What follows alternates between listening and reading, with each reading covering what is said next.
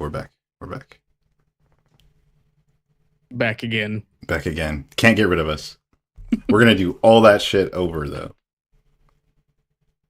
All right. Back. We're back. Hold on. Let's make sure it picks up your voice. Back again. Back again. Can't get rid of us. All right. Cool. Okay, it's working.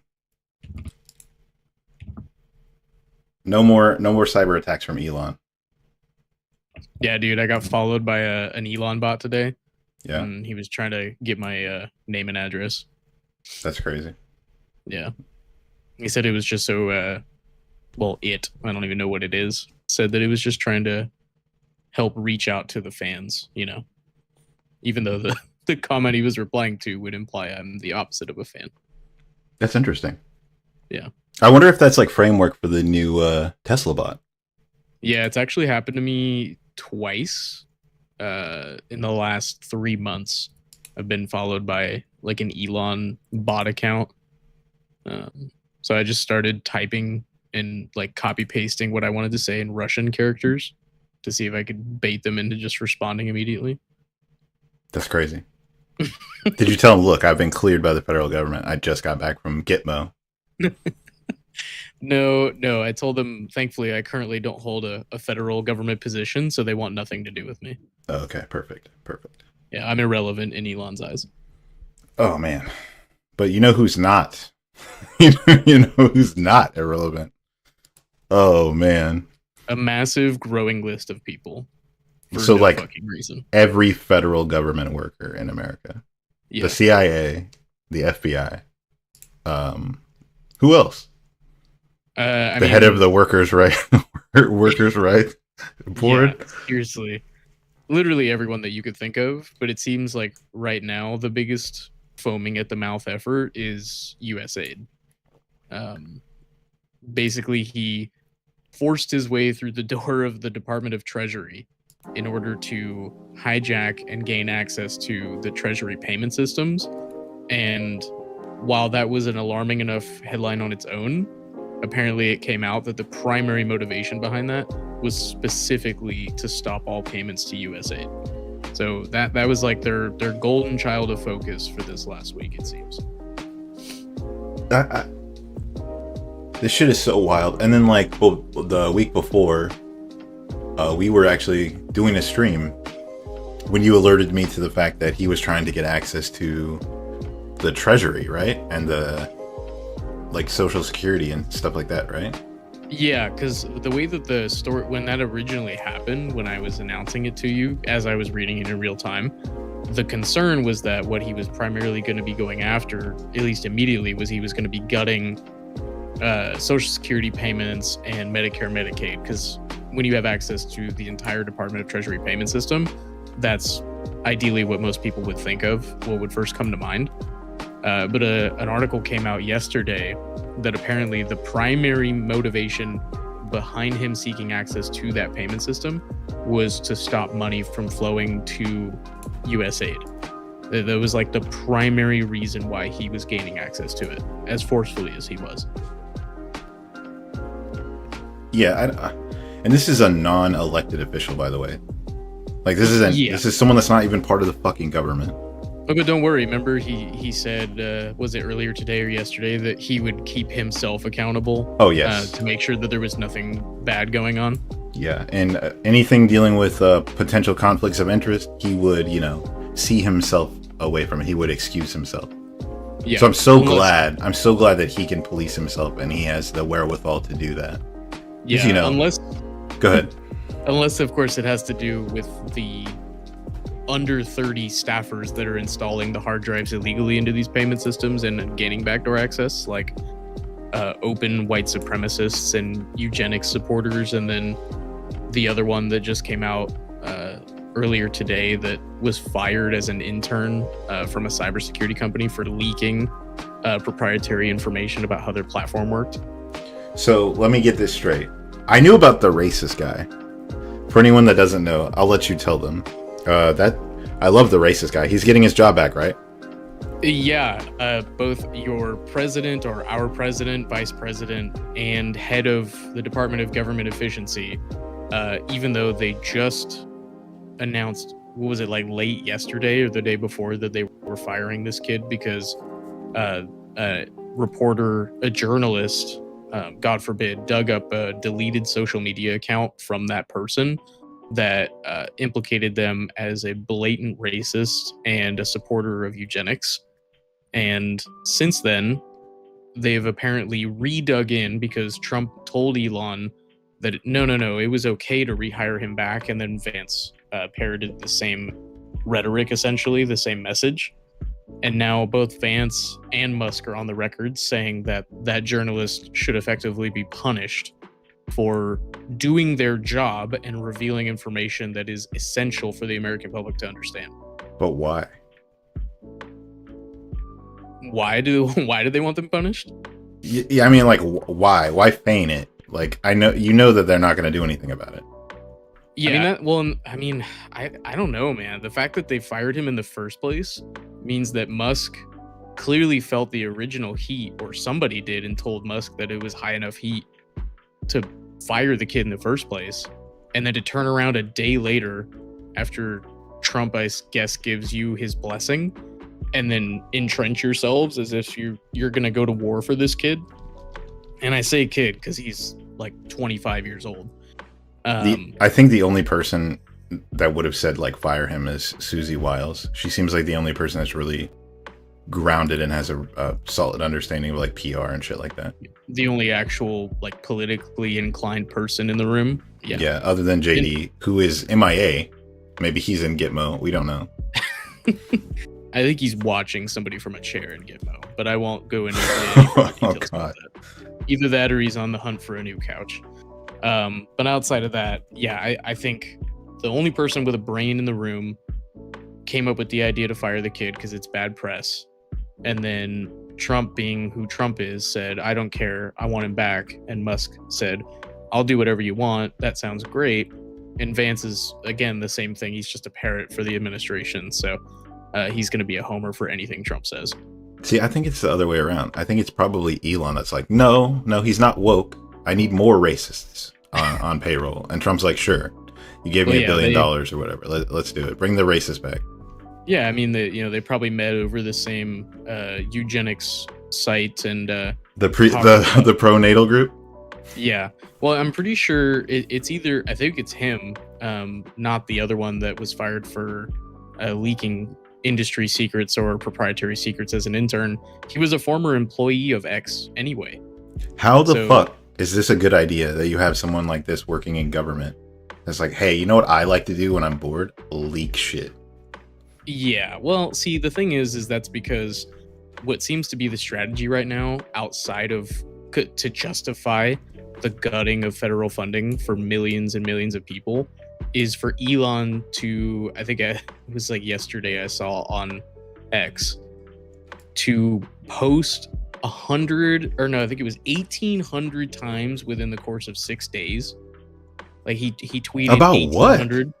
Yeah, about literally everything. But the biggest thing right now is he's harping on this conspiracy theory that USAID is directly tied to the Wuhan lab theory. Oh yeah, that's awesome. Because they found that loose paper trail that connects the two agencies to get like the two events together, and so he's been just tweeting nonstop about that conspiracy theory, screenshots. Like every other day, he's posting 10, 20 screenshots of all the money he's saving as a part of Doge, and it's all just smokescreen. So they can justify literally whatever they're doing by just telling people, look at the corrupt government agencies, look at the bureaucracy that we were pointing out all this time, and people will just eat it. They'll just eat this shit up freely because, oh my god, my tax dollar, they were right, the whole thing is right. It's just a giant dog whistle for all these people. Do you have the tweets, like the shit that Elon posted recently about they're after your tax dollars when the Democrats were trying to protest this? Did you see that? I saw it. I don't have them saved. Okay. Let me see if I can grab it real quick, because I was going to put it on the screen. It's literally a migraine trying to keep up with his feed, I swear to God. I'm a random dumbass, right? I consider myself a knuckle dragging moron. However, I didn't think this shit was really a conspiracy because the way that he lays it out, right? I thought that it was totally fucking normal for America to collaborate with other countries for viral research. I thought that we had China actually working on vaccines for us. And I thought that was like one of the industries that America was dependent on China for still, was like vaccine research. Am I stupid?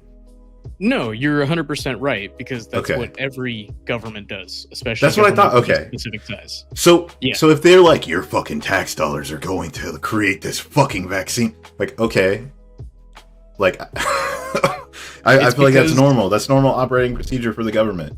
Yeah, it totally is. The fact that it's indicative of inherent fraud and waste in the US federal government, but it's not being levied against any other foreign government as a target of waste and fraud from them. It specifically perfectly wraps in a nice neat bow the whole COVID conspiracy, the globalist conspiracy to cull the population through a bioweapon. I mean, we're doing full QAnon because that's what their constituency needs to hear in order to justify all the heinous shit that they're doing behind their back. Well, I wouldn't even say behind their backs. They're doing it right to their fucking faces. And people are fine with it. Like the sentiment that is growing on social media is that people that voted for the MAGA movement, they are just digging themselves in and justifying literally everything, no matter what you see happen. It's just constant double down, constant entrenchment, and they're not willing to concede, at least a sizable portion of them. I have seen some stories to the contrary, with people that weren't like MAGA loyalists, but just conservatives in general kind of being concerned about what's happening, like real human beings. No such these thing. these people got into the MAGA movement because of these crazy conspiracy theories. So they're just drip feeding them confirmation bias the whole time. Okay. I feel like this is just... I can't find both tweets. He had two. I only found one. But I feel like this is just like fucking... He's just gaslighting people at this point. This is fucking ridiculous. Yeah, I don't personally see... Like, when he's telling people, like, we're tracking them, they're using your hard-earned tax dollars, and it could have gone to potentially creating COVID-19 or whatever. Like, I don't understand... I guess I'm trying to formulate words here because it's so fucking stupid to me. Like, my tax dollars goes to blowing up children in Yemen too. Maybe that's not fucking ideal, but like, there's only so much that I can do about it outside of like vote out representatives, right? So yeah. Of course my tax dollars are going to go to creating, like, to any kind of viral research. I'm sure that the United States government still does like viral weapons because of Unit 731 or 732 or whatever, because like, of course the government does all manner of shit, but like your fucking salary that you're working is more likely to go to pave fucking roads than it is to go to some offshore fucking like shady communist government to fucking create I don't know, biologically engineered malaria or whatever the fuck. Like, that's just not realistic to me. They already know all of the viral shit, right? Yeah. Or is this again just me being a dumbass? Yeah, they haven't pulled the curtain on anything really. Like I've been watching the feed of all the screenshots that he's been posting from the official Doge X account, and none of it is shocking. Like they're reaching really hard. Like did you see the story about the $70,000 for a DEI musical in Ireland? I'm sorry. What? Yeah, so like the press secretary even ran with this too. This was one of the bigger like things that they harped on over the last week. I'm sorry, what the fuck is a DEI musical? So I had to do research on it because they didn't say anything other than that it was a DEI musical. It was a $70,000 through USAID for a quote DEI musical in Ireland. So I had to go out of my way to look it up because apparently, even though they're deeply passionate about the fact that this was real, they're not passionate enough to tell you the full details of what it was about. So what it was about was a musical that was to be run in Ireland. I don't know if it was Dublin or not. I think that part's irrelevant. but essentially it was like a trans rights, sort of like an LGBTQ representation musical, if I'm remembering correctly. And $70,000 of US funding went to help do that, because in the statement that was even screenshotted by Doge, it's a common thing for the US government to do, because it helps promote a better outward projection of equality, justice, and social equity, and an improvement of emphasis on social normativity in the US government. So that they're spending this money to create a better picture of the US and Western societies to people in foreign countries.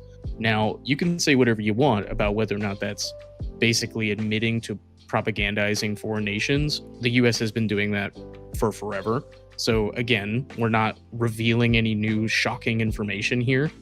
And of all the things that you could propagandize people about, that one bothers me the least from all the shit that we've been propagandizing the world about. I mean, just look at what we've done to all of Central and South America, forced the quote unquote immigration issue, and then we're throwing people in Gitmo for it. So you take your pick. Which one of those two things do you find more egregious? And I'm sorry, but if you take $70,000 and divide it up by the number of taxpayers in the U.S., in the entire U.S., that's pennies. I was just going to say that. It's pennies. Literally nothing. It doesn't mean anything. Yeah, they paid for some stage lighting and a crew and a writer for this event, and it's literally nothing. But especially because, of course, it mentions anything to do with trans people is probably why they wanted to harp on that story so much, because they've clearly been waging war against that group for the last 10, 14 days, whatever it is. That was like one of the biggest things, and now they've sort of shifted into what I think was their endgame conspiracy theory with USAID, which was the COVID conspiracy. I'm reeling. Sorry, I'm reeling. It just it's wild. The DEI play, I'm still processing that, and it was literally just $70K. Like, I know that's quite a bit for like the layman, right? The average person, but like you said, that's nothing. Even when Doge was like, we saved $1 billion, and I wanted to be like, my dude, fucking Brandon, President Biden, okay? He used to throw billions of dollars at all the problems. So like, that doesn't mean anything. Yeah, well, and then what gets worse is when they refuse to contextualize how much money that really is. They refuse to put into proper context what that translates to for an American taxpayer. Like, that money, no one would have even noticed that it was gone. And I'm guessing, based on the rhetoric that they've been using, that that's part of the point. The point is that they're saying your elected officials and your government agencies are running wild with your money and using it irresponsibly. That's kind of been the messaging that's been coming from it. But the reality of the fact is, it doesn't look good when you also try to cut. So because of issues like that, two isolated incidences, one's purely conspiratorial, one's a negligible amount of money. You take those two things, and they're the entire foundational justification for removing an entire agency that provides global essential aid.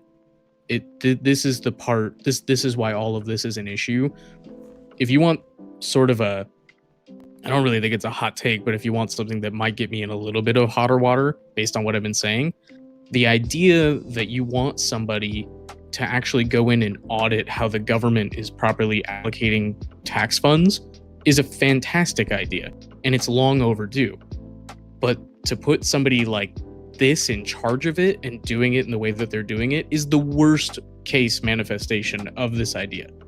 So I'm not saying that the idea of creating an agency to help the government be more accountable, because that's kind of one of my big things, is if government's going to be around, it needs to be held accountable to the highest standard. So I'm all for that, but I'm not all for it in the way that they're doing it. And they're not actually holding these agencies accountable. They're just taking control of government funds so that way they can be the ones that parse it out, and they can dictate who gets funding and who doesn't based on their personal beliefs. Okay, so I put the US debt clock on the fucking screen. So, like, maybe someone can zoom in or they can pause it when they get a chance and look at these fucking numbers and you tell me if 70K means a goddamn thing. Yeah, exactly. Yeah, where's DEI plays on this ticker? Because I don't see it. Yeah, not at all, dude. This country gives me gray hair, bro. Yeah, well, it's because of something that you and I have talked about a lot, which is they've intentionally tried to mislead the public to understand how finances work, and especially government-related finances. So all they have to do, it's basically the same thing as any Wall Street financial jargon. They just throw terminology at you. The media picks it up and like rapidly inflames it to make it sound worse than it is. And then they, because they know what they're doing with it, can justify all sorts of shit. They could go gut Social Security, but then they'll tell you it's because they found that one person who's dead was being given money under Social Security fraud, and that person is a Democrat. And so all of a sudden, everything that I just said is null and void.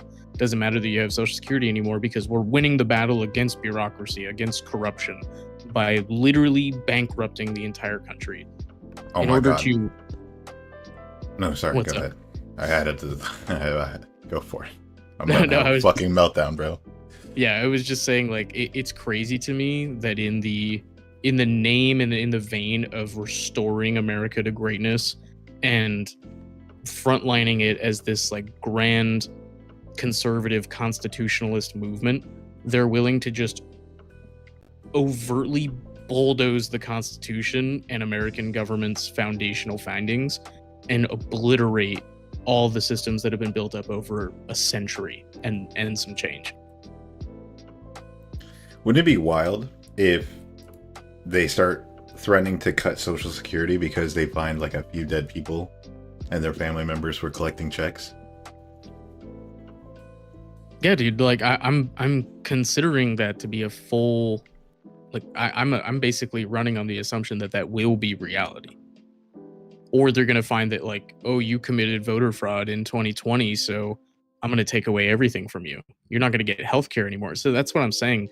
They're seizing the funds so that way they can decide who rightfully gets them and who doesn't. It has nothing to do with the reduction of the fraud, and it has nothing to do with the reduction of corruption.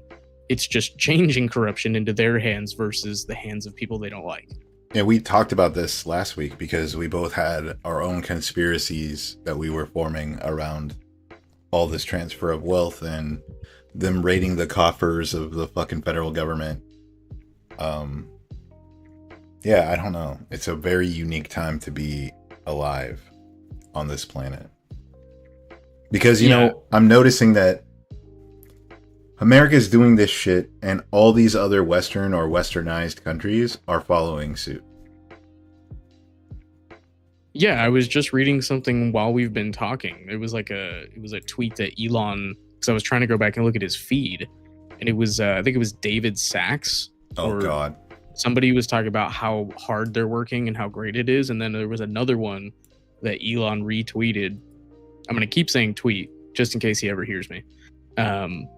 And he was basically, it was somebody espousing that Doge is going to be the new standard of operation for all Western governments. They're laying the framework. I mean, they're already trying to infiltrate European governments and create a uniform, like, sort of ethos across all of them. And America is sort of the testing ground to see how much shit they can get away with. Yeah. It feels that way. I mean, we've always been, they call it the great experiment, right? Yeah. So. You know, experimentation's never been heinous or evil in any way, shape, or form. No, but basically, we, the normal people of America, the people that rose up to elect these officials, are the ones that are going to absolutely get kicked repeatedly over and over and over again for putting these people in this position, because they literally told us what they were going to do, and 70 million and change voted for it anyway. And now they have to convince themselves that they made the right decision because it's going to save America from this great globalist evil, this great Oz behind the curtain that's just sitting there waiting to ruin their lives and has been ruining their lives the whole time, when really it's just been blatant capitalism that's been ruining your life the entire time. It's the reason why you don't have the things that you wish you had. It's the reason that the American family has been completely decimated. We're going to continue to create red herrings like it's because we lost God or we lost Christianity. It's because we started caring too much about social norms and social equality. We started caring about people of color too much, even though they wouldn't say that outright. That's well, Elon would, but yeah, the fact that we will always find a scapegoat for that and never blame the fundamental reasons for it, at least from my perspective. That's we're not going to get out until we can actually properly identify who is working against us. I was thinking about this. Do you think outside of that one story that I've told you a couple stories, but the one story about the Trump voter who came to me and was like, "Ah, man, I feel betrayed."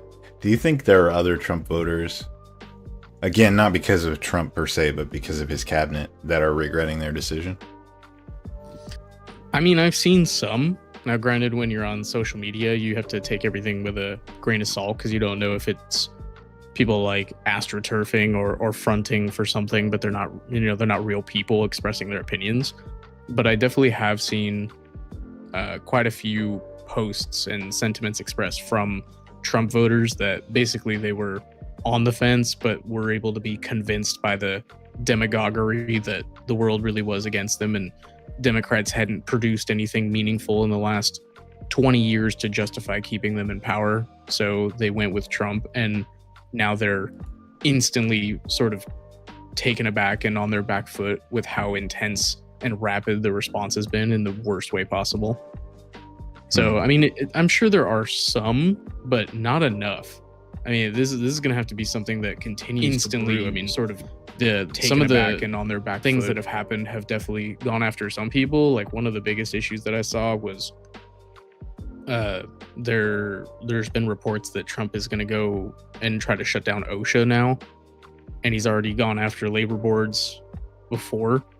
So literally the common man, the working American, the blue collar, red blooded American is going to get absolutely bent over a rail by the guy that they thought was their savior. And some of them are going to take it with a smile because they have no other choice and they're too proud to admit that they've made a mistake. There's going to be plenty of others that realize it when it's too late. The reason I asked is because I kind of want to, like, maybe in the future we have like a panel or like a section where we pull these fucking people on like 6 months after, a year after, 2 years into the administration, and just be like, my nigga, like, are you done? Are you done supporting this now? Like, what are we doing? And see if they double down, triple down, or whether they're like, no, like, I'm totally like, I'm all in, bro. Like my crypto stocks have soared, bro. Yeah, dude. Like I have cancer because of the data centers that they put in my neighborhood, and they leveled out all the trees, so I can't breathe right. But my portfolio is looking fresh as fuck. Doesn't matter that the NIH is going to cut $4 billion from federal research grants that support cancer, virus, and heart disease research, because I have all three of those. But it's not going to matter because I'm going to be enjoying every minute of life right up until the end. Yeah. So, not to like segue too hard, but I think it's kind of related. I don't know if you saw that the DNC had their own election for the head of the Democratic National Committee, and there's this guy named Ken Martin who won.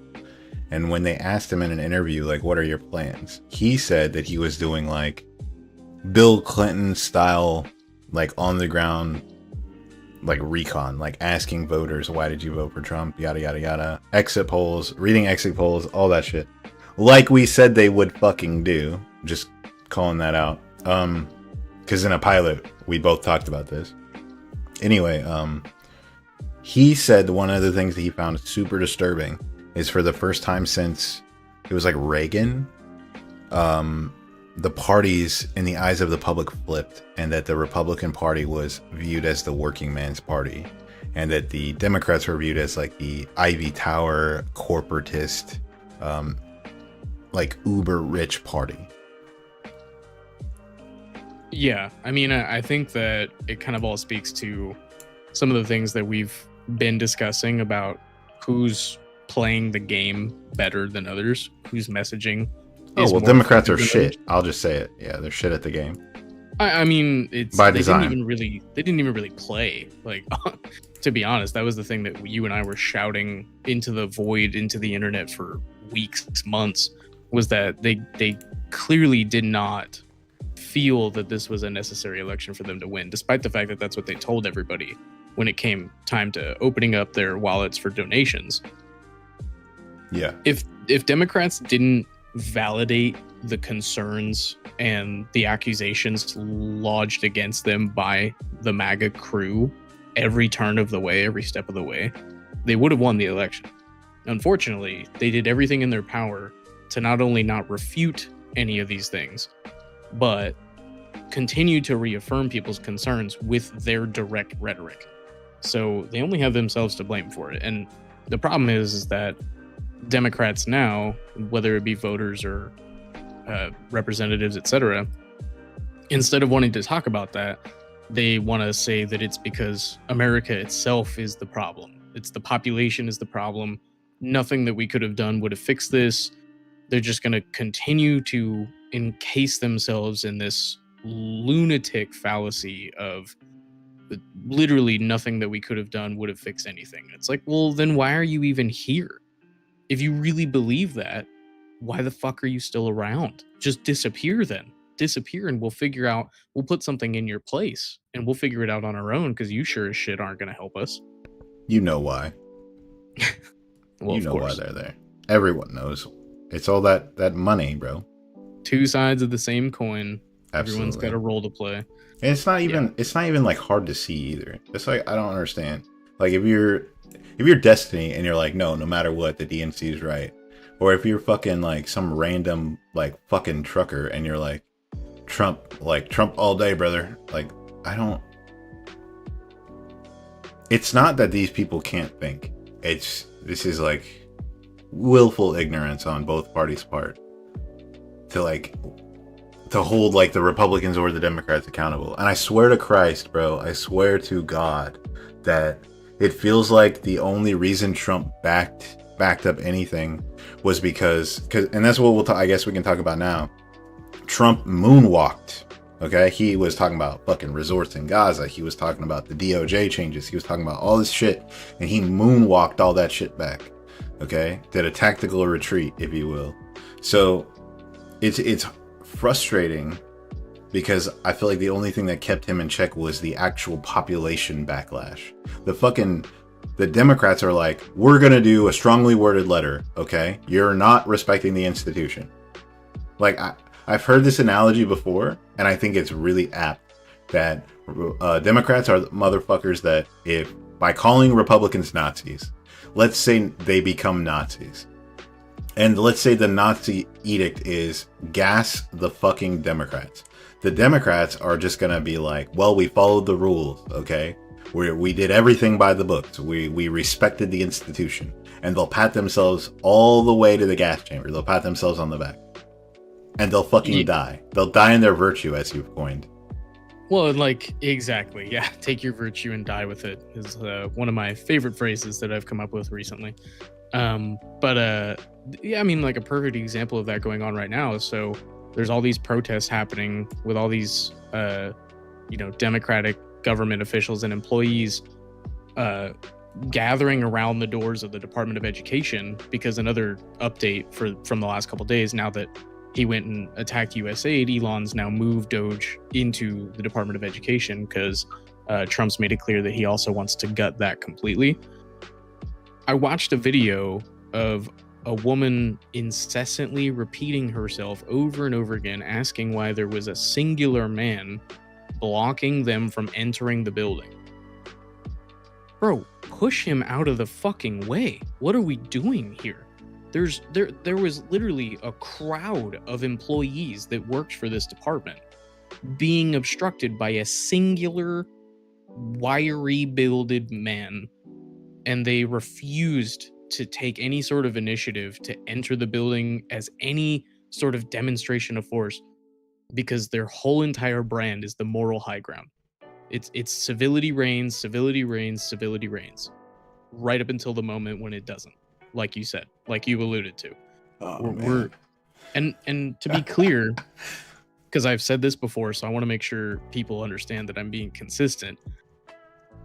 I don't then want to instill in every Democrat that they should be rooting for a fascist state in their direction either, because that's what I fear is going to be the response. Is if those sticks finally do snap, then what's going to happen is you're going to have lifelong liberals and Democrats being like, we're totally cool with fascism so long as it's our brand of fascism. So that, to be clear, I'm not going to let anyone get away with using that or expressing that sentiment based on the fact of what I just said. But the fact that you guys aren't willing to roll up your sleeves and do literally anything meaningful other than be demonstrative with your condemnation, it's like all I heard during this entire Israel, Palestine, Russia, Ukraine thing. It's the first thing that you have to do. Do you condemn the actions of Hamas? Do you condemn the actions of Russia? Do you condemn I don't fucking care what you condemn. I don't care about your outward projection of what you believe. I care about what you do. So spare me the theatrics and get something done. The off-camera 30-hour filibuster that's been going on in the Senate right now from Democrats to delay the confirmation of VOD, I believe it is, that is at least something. That's more meaningful to me than anything that you're doing in front of a government building. You have all these people that they literally are building soapboxes to scream to the nation how fascist and dictatorial everything has become. But then when a single guy stands in front of them at their place of work, they can't be bothered to nudge him lightly out of the way. I just can't believe it. I mean, I say that, of course I can, but it just infuriates me to no end. I don't know how to respond to this. The VOT stuff is like its own. I feel like it's its own almost segment, right? Yeah, I mean it's loaded. It was on my brain because it was an example of something that I felt was literally being done rather than just being discussed. Because the filibuster has been a tool used by Republicans, especially, for decades. For sure. So, it was a tool that was a prime example of something that Democrats openly stated they were against using because they felt it was dirty, cheap tactics. Well, some of them at least finally realized that they should fucking use it if it's there. So it's maybe the teeniest little victory, even if it ends up being a hollow one. It was nice to see somebody do something real and put something at stake. Standing in front of the Department of Education, literally wagging your finger at a guy who no one knows and no one's identified, at least as far as I know. Standing in front of your place of business, an entire department of the federal government, that's useless to me. In fact, it actually makes me feel adamant that you don't give a shit about what's going on. I feel like Democrats have fucked themselves in so many different ways because like they're beholden to Republicans. Republicans dictate media narratives. Republicans dictate social norms. Republicans dictate, I would argue, like large-scale geopolitical conflicts through destabilization techniques. I mean, obviously there are like war-hawking liberals that love that shit too. They have dictated immigration policy for the last like 40 years. They like call the shots on everything, and they are like, I've heard this also said before and I agree with it, they are simultaneously like the victim and the strongman. So like Democrats, because they value the institution and the civility politics, they're viewed as pussies, right? And the only way for them to carve their way out of like being dragged to the middle and then eventually from the middle to the right and then just being Republicans, which I joke about that they're already Republicans all the time, right? You've heard me. I was talking about the DNC, like, oh, it's just Republican fucking committees. Yeah. in order for them to do that, they will actually, in my opinion, because I've been reading a lot about Jimmy Carter, the good things he's done and the bad things that he did. They're gonna have to go back to a Democratic Party previous to Jimmy Carter, like the yellow dog Democrat style, like working man union, like obnoxious, either pro-military guys or like obnoxious, like Italian fucking laboring guys. Like those are gonna have to be the Democrat like faces for a while, or they're just gonna have to say fuck it, we're not communists, but we're doing progressivism, and we're gonna drag this country back to a state of like stability through like a Nordic model. And if they do that though, because they've cut themselves, I feel like, sorry, I'm going on a diatribe, I'm just thinking out loud. I feel like if they do that, Republicans will be like, see, we told you they were Marxists. We told you they're fucking communists. We told you they're fucking leftists. And then now they're like, they have every opportunity, every foothold in the government, and they are so fucking malicious that I feel like they would be like, you guys are all seditionists. You're fucking communists and you infiltrated the government, and we're rounding you up and putting you in fucking handcuffs. Like, I feel like that would happen. So like, either liberals have lost universally. That's one. Two, they're punishing the American people and Republicans by letting Republicans take the most maximalist position on every fucking thing. Because I don't know if you know this. Well, I'm sure you know this. They're just like letting all this shit pass the fucking committees. With the exception of RFK and a little bit of pushback on Tulsi Gabbard, they're like, oh yeah, Pete Hegseth, he's a drunk and a rapist, but that's fine, we got you. Oh yeah, like all these other people, like, cool, we're just gonna sign off on it. We're gonna push them through. Like, there's no obstructionist measures because, like you said, they view it as like it's beneath them to play dirty. But like the Clintons, who are some of the most infamous Democrats, are the most dirty fucking people. And like, I think I told you this. Sorry, there's a stream of consciousness happening. I feel like shit, so I'm just rolling with the punches. So you'll have to forgive me. Like, Hillary Clinton got quoted as shitting on Biden and making jokes about his legacy being failure because he wasn't tough enough. He was too policy minded. He forgot how to do politics, like optically, right? So I don't know, bro. I just feel like everything you say is true. But I just feel like I don't know where Democrats are supposed to go from here. Yeah. Oh, by the way, hi, Arias. Thanks for joining us here. Hey, what's up, Arias? The biggest concern that I have is that then what happens, what I fear is going to be the case is one of two things. One, so I think you and I have both agreed that there's just been an entire whole scale shift to the right, where now, as you said, Democrats sort of land where conservatives have been for a while, and conservatives don't exist anymore. They've become MAGA because that's the only chance that they have of survival, at least for the core philosophical beliefs that they hold. Because conservatism, despite what anyone wants to argue with me about, hasn't been about economic conservatism maybe ever, let alone for at least 40 years. So I don't want to hear that counterpoint, because conservatism hasn't existed in the way that it's been portrayed in God knows how long, no pun intended. So it'll either be a hard swing of the pendulum back, where it's now like totalitarian confirmation bias of everything that they've been accused of, or they're going to lean so hard into trying to garner support from the youth, from millennials, Gen Z, what is it, Alpha after Gen Z? I don't even know. Yeah, Alpha's after Gen Z. That they're going to focus solely on optics and continue to do no tangible work to actually improve things, by putting people like AOC in the spotlight. And AOC is somebody that actually probably is in one of the best positions in American politics right now, on the left, because she's probably the only person on the left that's actively trying to put herself in the spotlight more than others. but it still feels very hollow and very demonstrative of all the things I've accused them of. Because when you see these confirmation hearings, it's the same 3 or 4 people that make the clips and the highlights every time.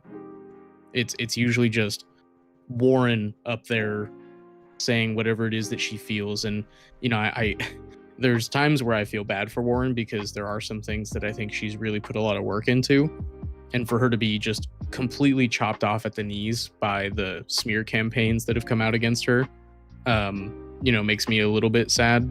It's hard not to laugh at it too, because she hasn't done herself any favors a lot of the time, but she's usually one of the only people, and it's like her and Jasmine Crockett.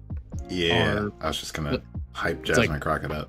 Yeah, it's like her, Crockett, and AOC are the only 3 people. Where are the Democratic men? Do they not exist? There's one, bro. Okay, there's one, dog. Okay, and it's not Cory Booker. He's a fucking dweeb. Okay, Jesus Christ. Although I can't hate on him too much because he did date Rosario Dawson. So kudos to you, but you should stay out of politics. Something must be going right if he's dating Rosario Dawson. Yeah, that's right. And then what's his name? Hakeem Jeffries. He's a fucking loser. So like, I think that the guy who's actually making the most waves for himself, even though he is like the most wet, like the wet blanket. Like if a wet blanket was a person, it would be this guy. And his name is what is it? Fuck. He's the one that just opened the investigation on Elon. For all the conflict of interest stuff. Let me see. I wrote it down here in my notes. Yeah, because I think the only other like prominent, like especially younger male presence in the Democratic Party is Buttigieg, right? Oh yeah, like he's the only other one, and he's actually, I think he's a great traditional politician, but I want to make sure that he actually backs it up with substance, because I think he's probably one of the more level-headed and well-spoken people in the Democratic Party right now. Yeah, but I don't think he has social appeal. Nope. I think he's he's that smarmy liberal, like intellectual that everyone, like all the retard fucking MAGA people are like, are you talking down to me? You think you're smarter than me? And he's like, well, I'm just explaining to you how trains work so they don't derail. And they're like, I don't like him. Because he's gay. Again, I forgot he was gay. Yeah, that's true. The same thing with Warren is like, no matter, he can literally say whatever he wants. He can make the best case possible and then just be completely chopped in half because of one immutable characteristic about him. So, but that's what I mean is like Republicans are they dictate the narrative on every fucking thing. Senator Richard Blumenthal, by the way, he is a fucking wet blanket as a person, a wanker as the Brits would say. However, he's the only one, while the Democrats are standing outside of fucking Doge and peacefully protesting, and Elon is using that as like an excuse to gaslight the public and be like, you know why they're here, right? They're here because they want your tax dollars and I'm saving your money. Like, while he's doing that, this is the only guy that's like, yeah, I'm suing him. I'm opening 2 lawsuits. I'm working with an advocacy group and we're doing investigations into the investigations committee, which he has oversight of. But like, think about this shit. Like, how fucked is politics if you have to investigate the investigation committee, my dude? Yeah. Well, and then, to loop back to Elon, especially, like the fact that there's all these little rumors popping out that USAID was actually launching some preliminary probes into his Starlink satellites and their involvement with the Russian government. And so seeing that come out and the just visceral action that they've taken against USAID, because again, it seems like it was a weird thing to go after first. So I kept looking for reasons why that might be explained. So the fact that you have that going on, and then you have, all of these things being chopped down now where they're trying to get rid of a Biden-approved agency that specifically goes after seizing assets from Russian oligarchs, starts to send up little red flags. No new ones, because I think we all kind of assumed that these relationships were strong in the first place. But it's just funny to me how I can watch them axe an entire agency. Oh, sorry, I shouldn't say they're axing the whole agency. Out of the 10,000 staff members, they're going to allow 294 of them to keep their jobs. Is this the same one that they said, like, that you were telling me? It's like over the how many were stationed in Africa as a continent? Oh no, that was a different thing. That was talking about the ICC cases that were active. No. There was something about, like, there was international workers, and they basically they did a payout on all these workers, or fired all these workers, and like they basically cut down one of the departments to like 90%. And like there was one of these people that were away in like a hostile country, and there was like 2 or 3 of them, and then across the whole country or continent there was like 10 of them. And I was like, right. Dude, what the fuck? Yeah, I did get sorry, there's so much shit going on that sometimes I get my stories crossed up. No, I didn't ask it the best way, so that's my bad. No, you're absolutely right. And of course, unsurprisingly, the like USAID, I'd have to double check the actual statistics on this, but based on some like just brief reading I was doing about the organization, right now at least, the vast majority of their aid goes to African countries. I mean, that's a huge part of what they're doing, between the crisis that's going on in Sudan and all these other countries that have been perpetually destabilized, perpetually malnourished, perpetually overrun with disease. USAID is there to help keep these things going, keep these countries afloat, and it's the first thing that they went after. Okay, it was USAID employees, and sorry, just to give an update, this is fucking insane. They were left in the dark, okay, and then they were placed on remote leave as of Friday, and then they were ordered to return to the U.S., but they aren't being assisted, it looks like, or there's no clear path for them to necessarily get here. Yeah, basically that's saying, insane. Yeah, get there on your own dime, because we've essentially abandoned you, but we are insisting that you come back. Well, how can they come back if they have like company cards or something, federal government like pensions, and then they freeze them? I think they're okay with them not coming back, to be honest. That's like, oh, we didn't think about that. Yeah, on the USAID website, which was one of the many that were shut down for an amount of time while we were live last week.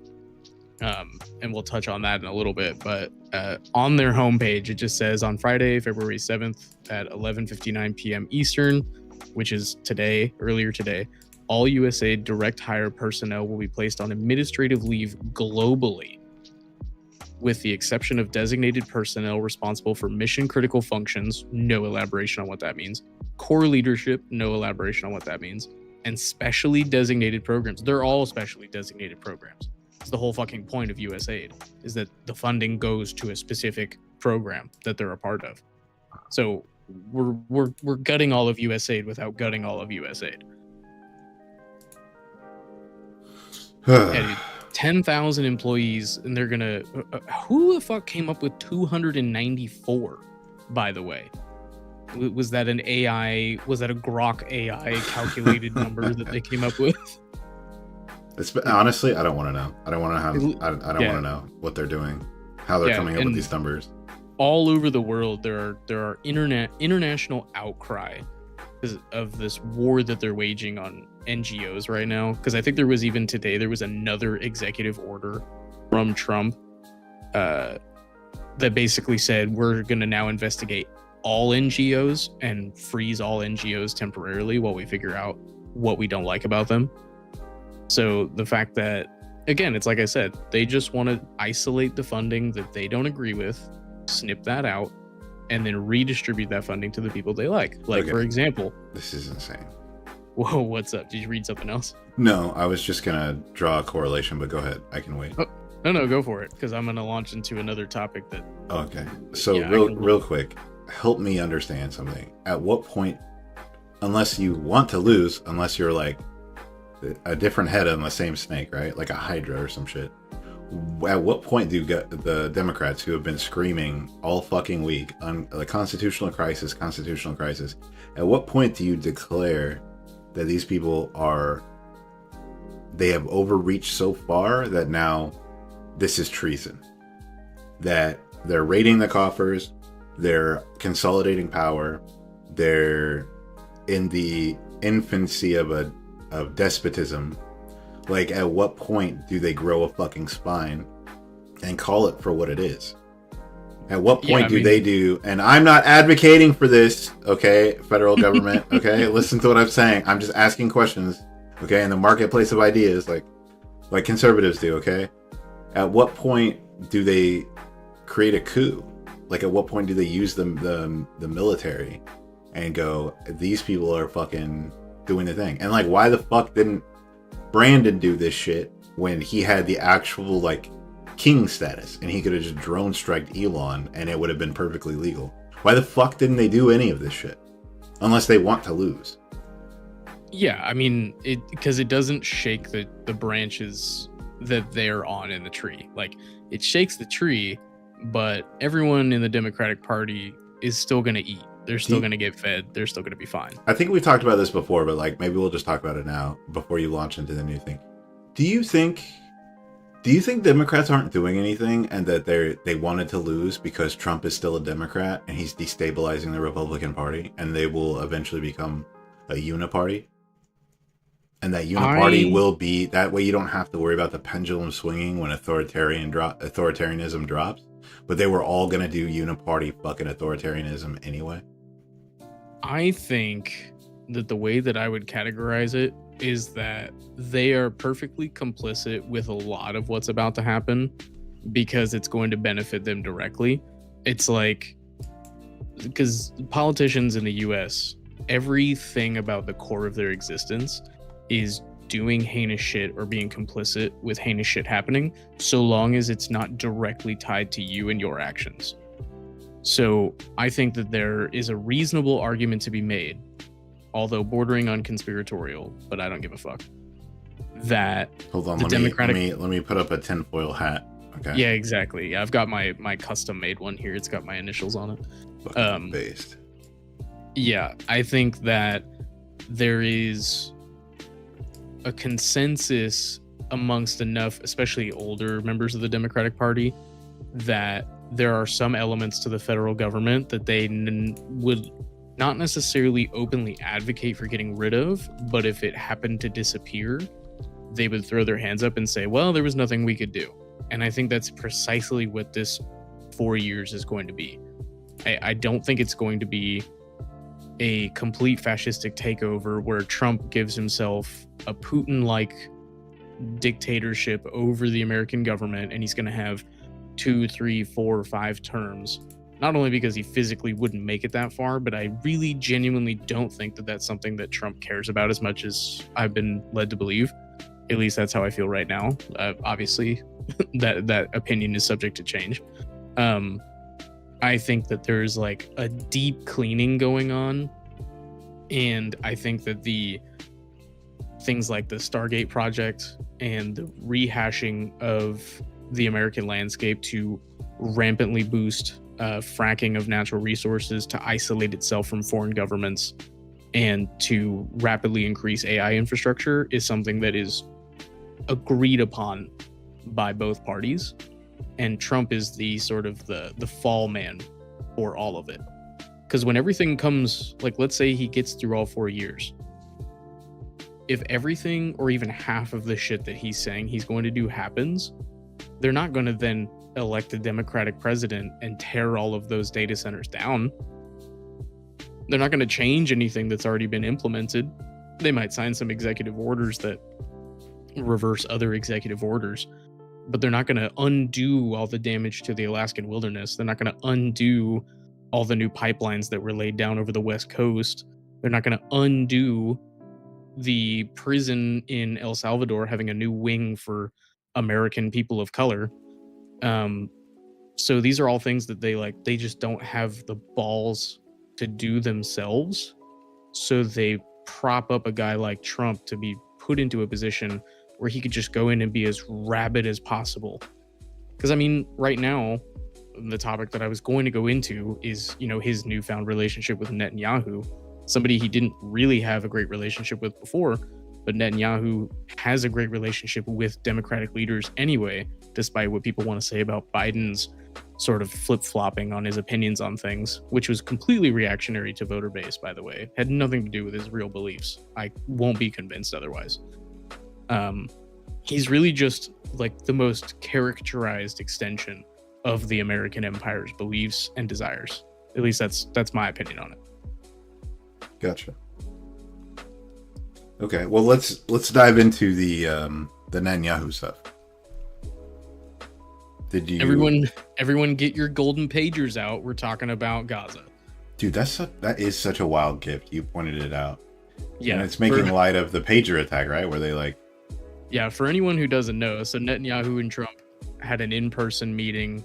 I can't remember if it was it yesterday, 2 or 3 days ago, sometime this week, where they discussed the future of Israel and more especially the future of Gaza and Palestine, which was christened by, and this is, again, it sounds like parody because it's too batshit crazy to be real, but I'm gonna find the picture.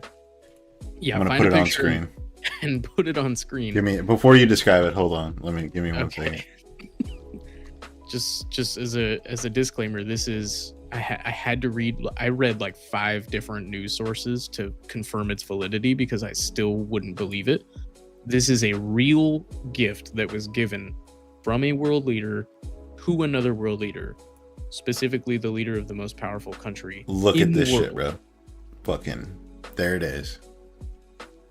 It's just, I've never heard of an exchange. It's not even really an exchange, but I've never heard of something like this happening. And especially when you consider what it's a reference to, it's fucking sadistic. It is so evil because it's literally a call to the fact that there was a global attack of pagers being used as explosive devices to target Hezbollah terrorists. I mean, it's there in the headline there. You can see it on the screen. Yeah.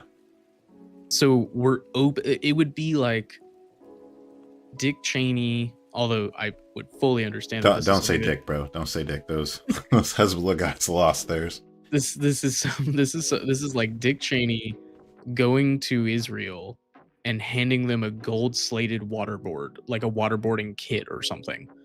Like it's fucking insane to me that this is just openly being discussed. Like I think it really speaks to how brazen the Trump administration allows everybody to be now. And that's why I say that I don't know that his beliefs radically are differing from long-held beliefs in private. I think he might just be the exceptionally outward-facing, unapologetic version of those beliefs. But anyway, so this was given in exchange for Trump's plan, which again, when I first heard it, sounded so crazy that I made sure I read it from multiple sources to confirm its validity. He openly stated that the plan was to completely cleanse Gaza of all Palestinian people. Every Palestinian is going to be created a refugee and forced out of the territory. At first, he said that the US was going to deploy military presence to enforce this. He's since walked this back because he got some backlash for it. But he's saying that we are going to completely remove all Palestinians from the territory. And for some reason, Egypt and Jordan will be more than happy to accept them as refugees, even though both countries have very quickly stated to the contrary. I've now seen that apparently Netanyahu's opinion is that Saudi Arabia is going to take them in. I don't know who would fucking believe that. If neither Egypt nor Jordan want them, there's no shot that Saudi Arabia wants them. But it's been doubled because he's been pressed on it, and Trump has doubled down and said, either way, Gaza is not only is Gaza going to be unoccupied by Palestinians, but the new terminology as of 22 minutes ago was that Gaza will be, quote, given to the US by Israel. So the US is now going to be in ownership of this territory that is in the middle of one of the most highly controversial geopolitical actions of the last decade. I mean, it's considered by many one of the main reasons that the Democratic National Convention lost the election And now he's coming in and saying, hey, so I know that everyone's mad that the Democrats were complicit in the genocide. I'm just going to accelerate it a little bit. I'm trying so hard not to be a bad person right now. I don't think I can. I don't think I can't. I think I'm gonna. I have to be a bad person. Yeah, I mean, the only last thing that I'll say, because this adds another outlandish element to it, is while I was reading on this subject, I started trying to read other people's sort of discussions on it, Mm-hmm. and I was put front and center with some excerpts from conversations and speeches that Jared Kushner has given recently about the area, and apparently, both he and Trump feel that the area could be seen as premier real estate. So while there's nothing to verify that that's the reason why they would do such a thing, if you don't think that they're going to build a new fucking golf course for Trump to play on in Gaza, I don't know what else to tell you, because it really sounds like in response to concerns of a genocide of a people, we're going to put up a Marriott. Oh man, we're going for content. That's a joke. Is it? So here's the thing. I feel like we knew this was on the horizon to some degree, because I talked to you last week about Trump was trying to ask Malaysia if they would take Palestinians, and I was like, why the fuck would Malaysia take Palestinians? Dude, they're asking everybody. They're like, everybody hey, they can find. Everybody gets a Palestinian, right? But it's terrible, right? And originally Trump did say, he was like, we're going to put troops on the ground to secure it and all this shit. He had to walk that back. Now he's like, oh, well, we can still, do what we need to do without having troops on the ground. So there's like a bunch of, like, this story's ever changing, I feel like. But it's really unique. It's one of the things he had to walk back, right? So it's just, I would love if this is satire, sort of, but like, I would love to look into the eyes of one of the Arab Americans that voted for Trump, or did not vote at all, as a retaliatory measure against Biden, because some of them, okay, not all of them, obviously, some of them were desperate and they were, their families are dying or whatever, but some of them were making TikToks and like Instagram like reels about how there's no way that Trump is going to be worse for Gaza than Biden, and what the fuck does anyone have to lose? And everyone's like, yeah, like, that's a bad move, my guy or my gal. Like, Trump will infinitely be worse than Biden or Harris on Gaza. Like, don't get me wrong, like, they were career Zionists. Those were their words, not mine. Okay. But it's just wild. It's wild that now these people are like weeping in the streets because, like, Trump's like, well, get your visa, get your passport, you can go visit them in Malaysia. Like, that's fucking crazy. Yeah, I have a vein popping in my forehead because I had to have this conversation with, especially in the area that I live, with so many liberals or progressives, especially younger ones, because this was, I mean, we've even backed this up by, seeing some actual tangible data and polls that have been taken, that it was a make or break single voter or like single issue vote for a lot of younger people for this election, was the fact that they couldn't endorse Harris or Biden because of the issues going on in Gaza.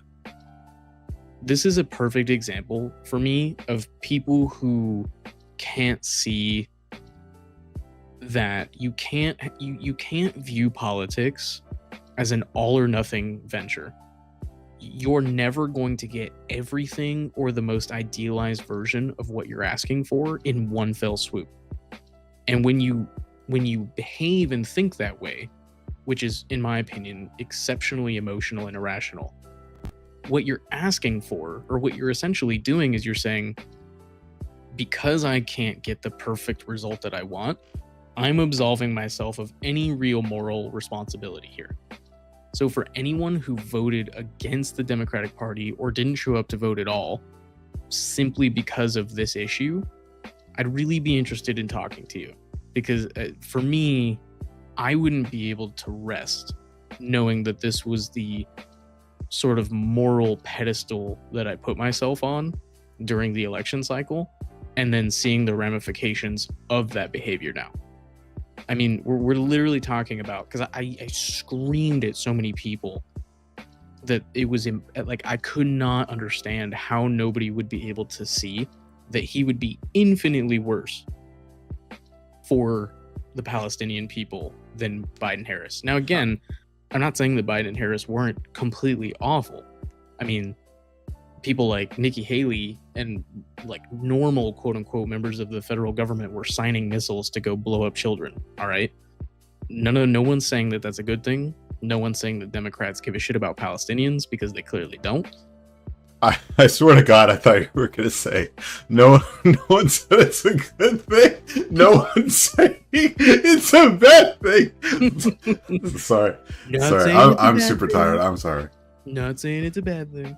No, but the fact that anyone was so disillusioned to believe that Trump wouldn't accelerate what was already happening, it just blows my mind. All Netanyahu would have to do is show up and literally give him a shiny trinket that is apparently just a blatant reference to using IEDs on people out in public.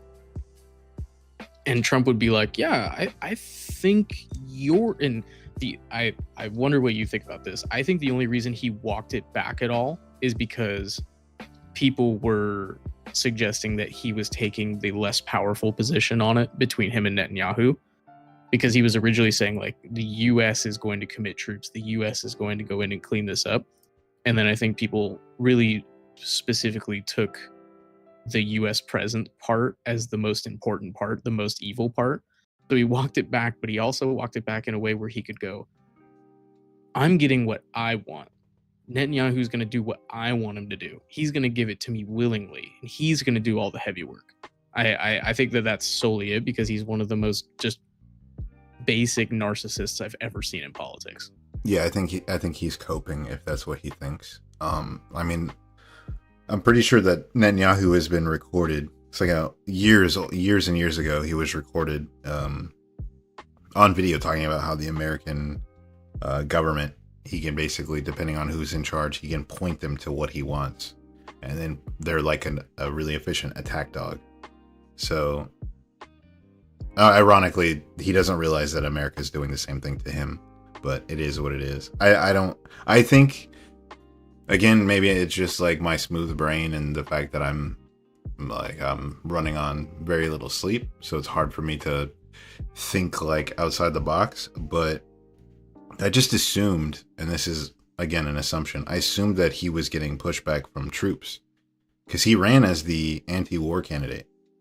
So I assumed that if you have the military who voted for him originally in 2016, then disproportionately voted for Biden, and then again turned right back around and voted for him, if they voted on a no war platform, and then they within 100 days he's like, we're going to war, brother, I imagine that they're like, what the fuck?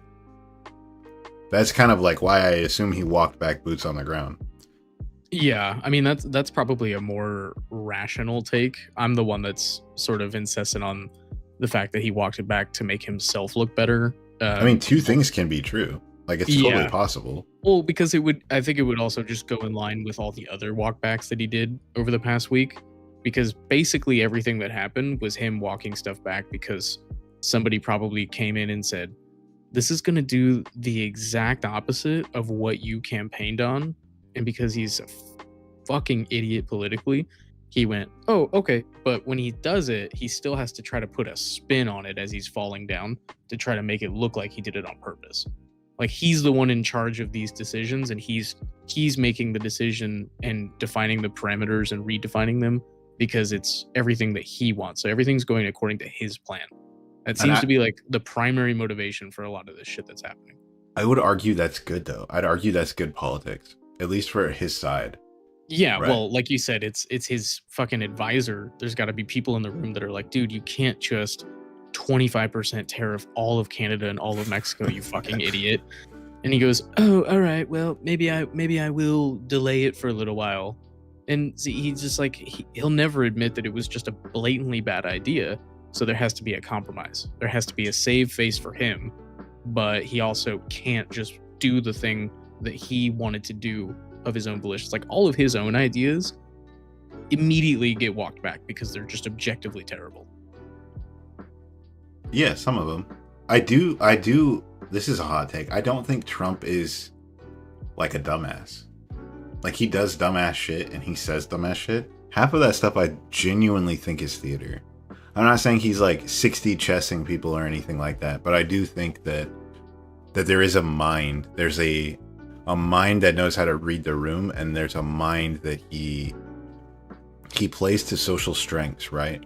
Like, I think he knows that he can make gaffes all day long, and his constituency will basically write him a blank check as long as he postures in a way that he comes off as strong. Kind of like you said, like, he's like, oh, I meant to do that. And then, you know, MAGA will be like, oh shit, bro, did you see that? He meant to do that. And they're like, yeah, dude, that's fucking awesome. Own the libs, bro.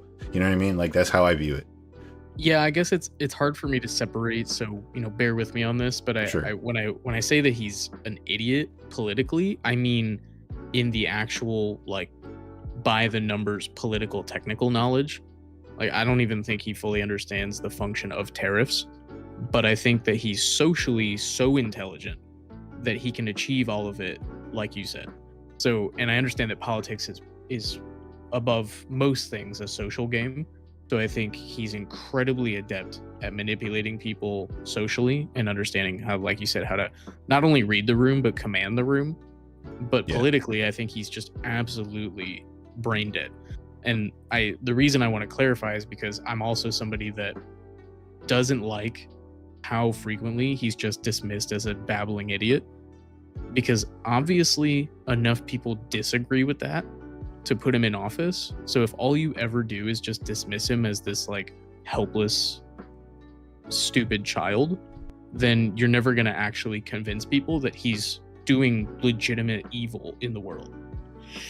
And he's doing it negligibly as a result of his own selfish needs. He's not doing it because he's like some criminal mastermind that wants to be like a mega mind. He's not the next Hitler. He's not the next Mussolini or Mao or any of these people. He literally just wants the most direct benefit to himself and anybody who, you know, kind of glazes him up in the process. If he was the next Hitler, I think Elon would actually like get in line a little bit better. Yeah, Elon exactly. would be like way fangirling out, bro. Yeah, well, I still reserve that, hypothetically speaking, just talking purely hypothetical, if there was any sort of lever point that would work against the both of them, you'd have to find a way to kind of pit them against each other.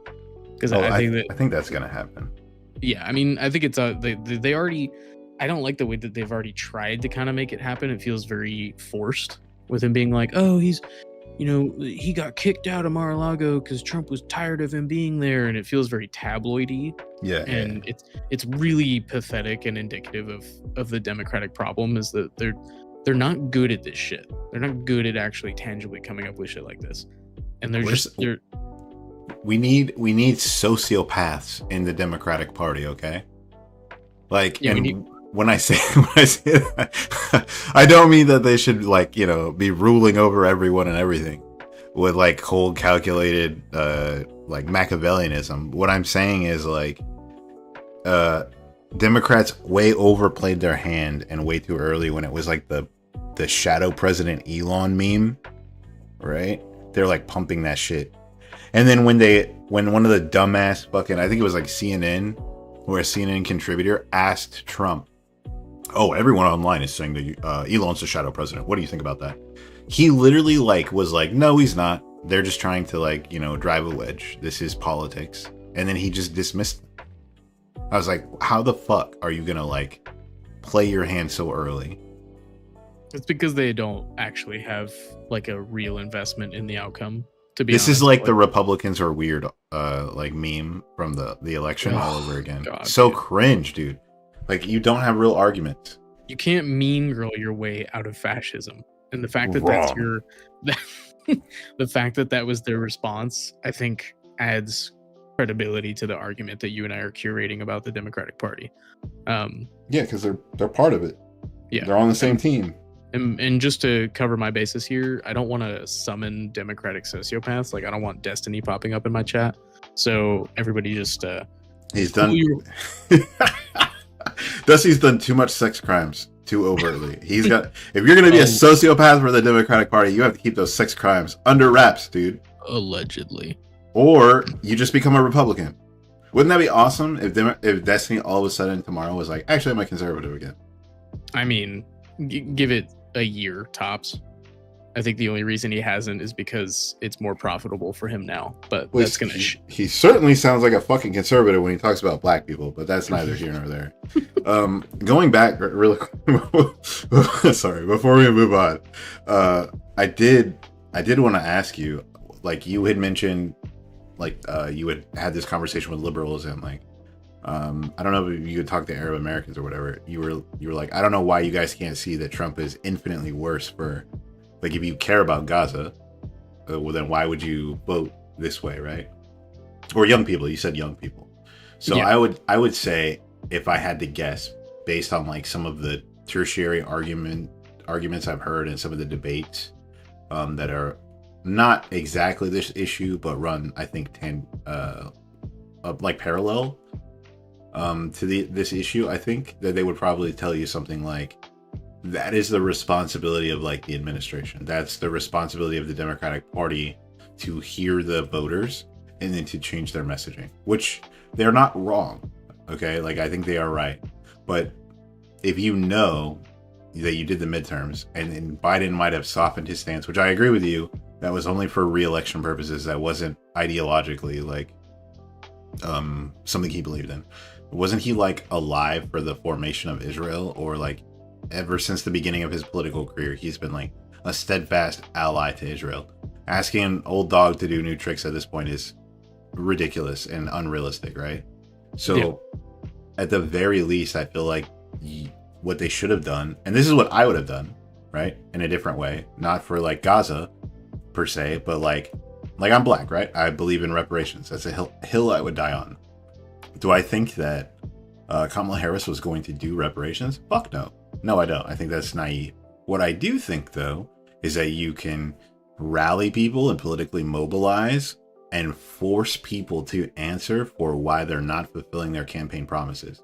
And when you do that, you have a lot more power, and that creates a lot of traction. And then when that traction has movement on social media, that can like branch off into all kinds of other sticking points, right?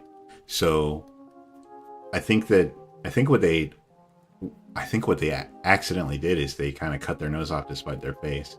But I think you probably agree with that. But I do think that they would probably tell you that you can't hold the voter responsible for like voting their mind and voting their heart, even though I disagree with that position as well.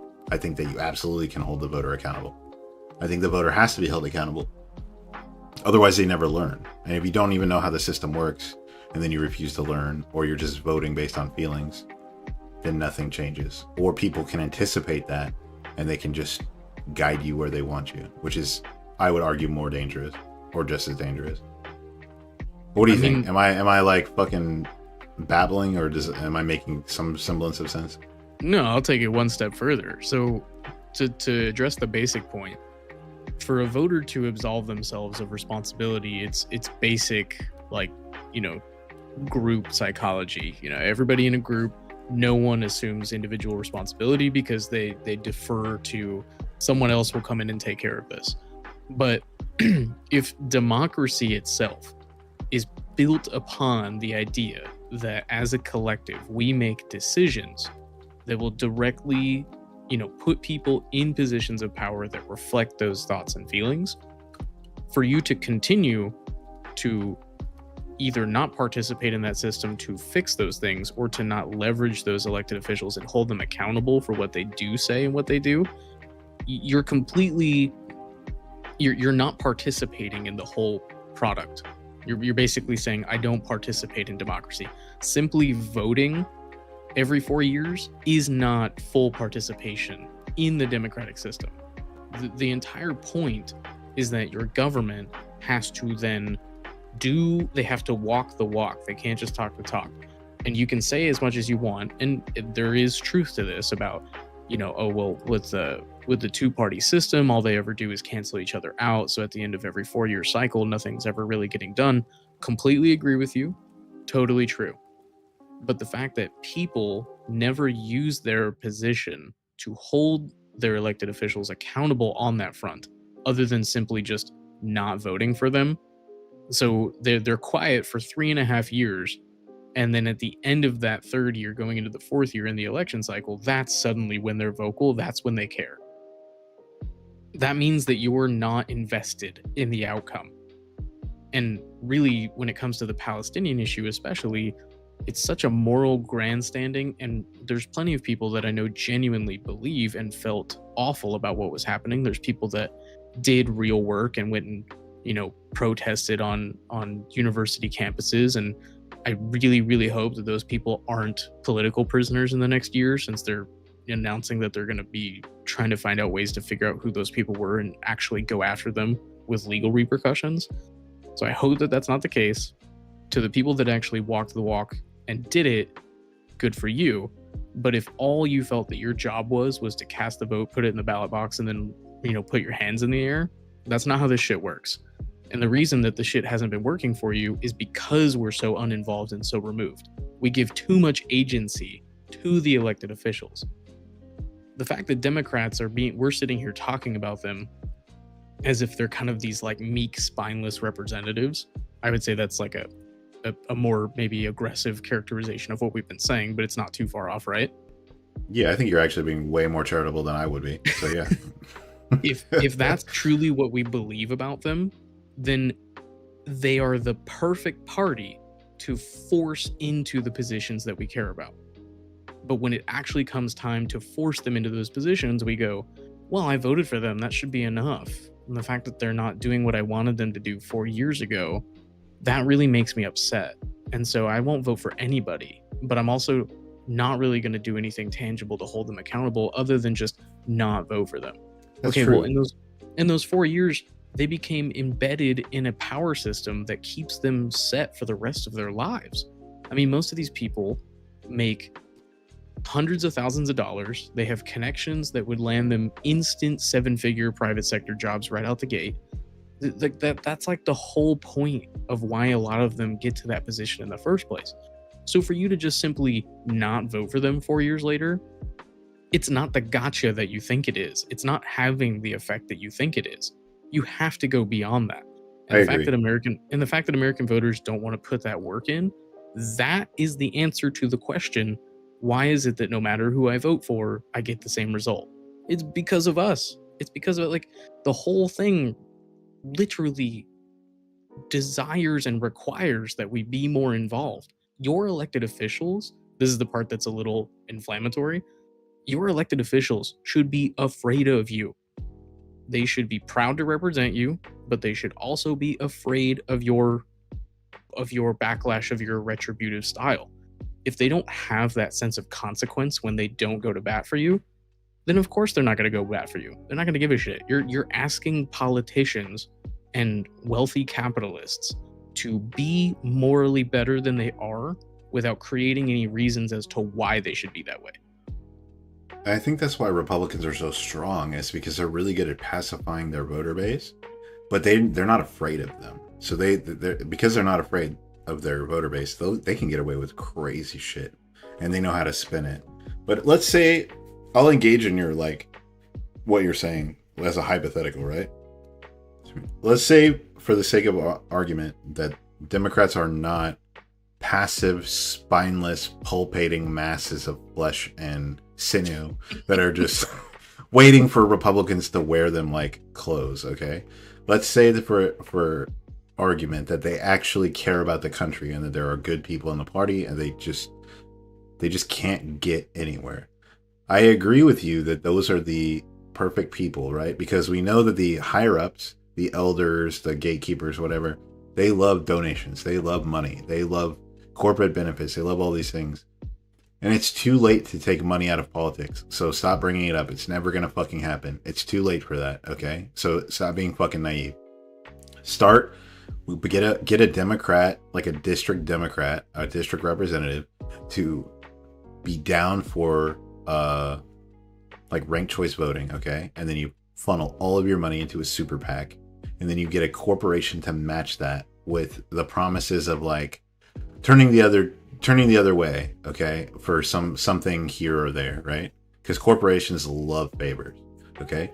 And then you put that candidate up, and then you hold that candidate's feet to the fire the entire term, and then you just basically like you put people like Nancy Pelosi and Chuck Schumer and what's his name, Joaquin Jeffries or whatever. You keep them in their positions, but you make sure that they get lots of fucking money to make sure that this person performs their fucking job. Because I think Nancy Pelosi is a despicable, vile, wretched hag. However, she is so goddamn good at her job. She is so goddamn good at her job. It's fucking crazy. Like, she knows how to whip votes. Like, that's what she's good at.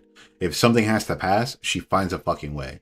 I don't know, like, I don't know how she does it. I don't want to know how many assassinations or torture or blackmail that she's had to threaten, but she gets it done. So, like, I don't know why people aren't using their power at home or their voting power or even, like, learning how super PACs work, learning some of the shadowy parts of politics and embracing it. Not because it's, like, the correct moral thing to do, but it's because these are now functions of government. These things now work this way, whether you like it or not. So if you want to win or if you want your quality of life to be better, you have to embrace it, at least in the short term. Yeah, I mean, you're not going to. It's kind of like what I was saying is like we're just hoping for some radical overnight revolution of character that isn't ever going to happen. If you have to find leverage. Without leverage, nothing actually gets done. Throughout any point in history, there is not going to be a divine intervention in which politicians suddenly have a change of heart and they're suddenly just imbued with this great sense of moral purpose to go out and best serve everyone on the planet, including their voter base. Stop them from insider trading, stop them from having stock portfolios while in office, create direct financial incentives that are funded through citizen contribution or through government salary. I don't even care if you give them bonuses. You know what? I'll take it a step further. Okay. Not that I would ever advocate for illegal activity. Okay. I would never do that. It's bad. But honestly, I'm not going to fucking cry if they do insider trading as long as everyone has healthcare. Like, I don't care. I don't care. But that's what I'm saying. So create systems of leverage. Yeah, no, I agree. You have 4 years to do socialized healthcare and socialized education in this country, or we're going to pass legislation that prohibits you from trading stocks. You have to have a threat. I'm sorry, but that's the way the relationship has to work. Your boss has a relationship with you in which if you do not fulfill the promise of X, Y, and Z, then you are fired. If you do not fulfill the promise of X, Y, and Z, then you will be punished directly and tangibly. Yes, I agree. And we say it, white people say it to cops all the time. I pay your salary. I pay taxes. I control you. Do you?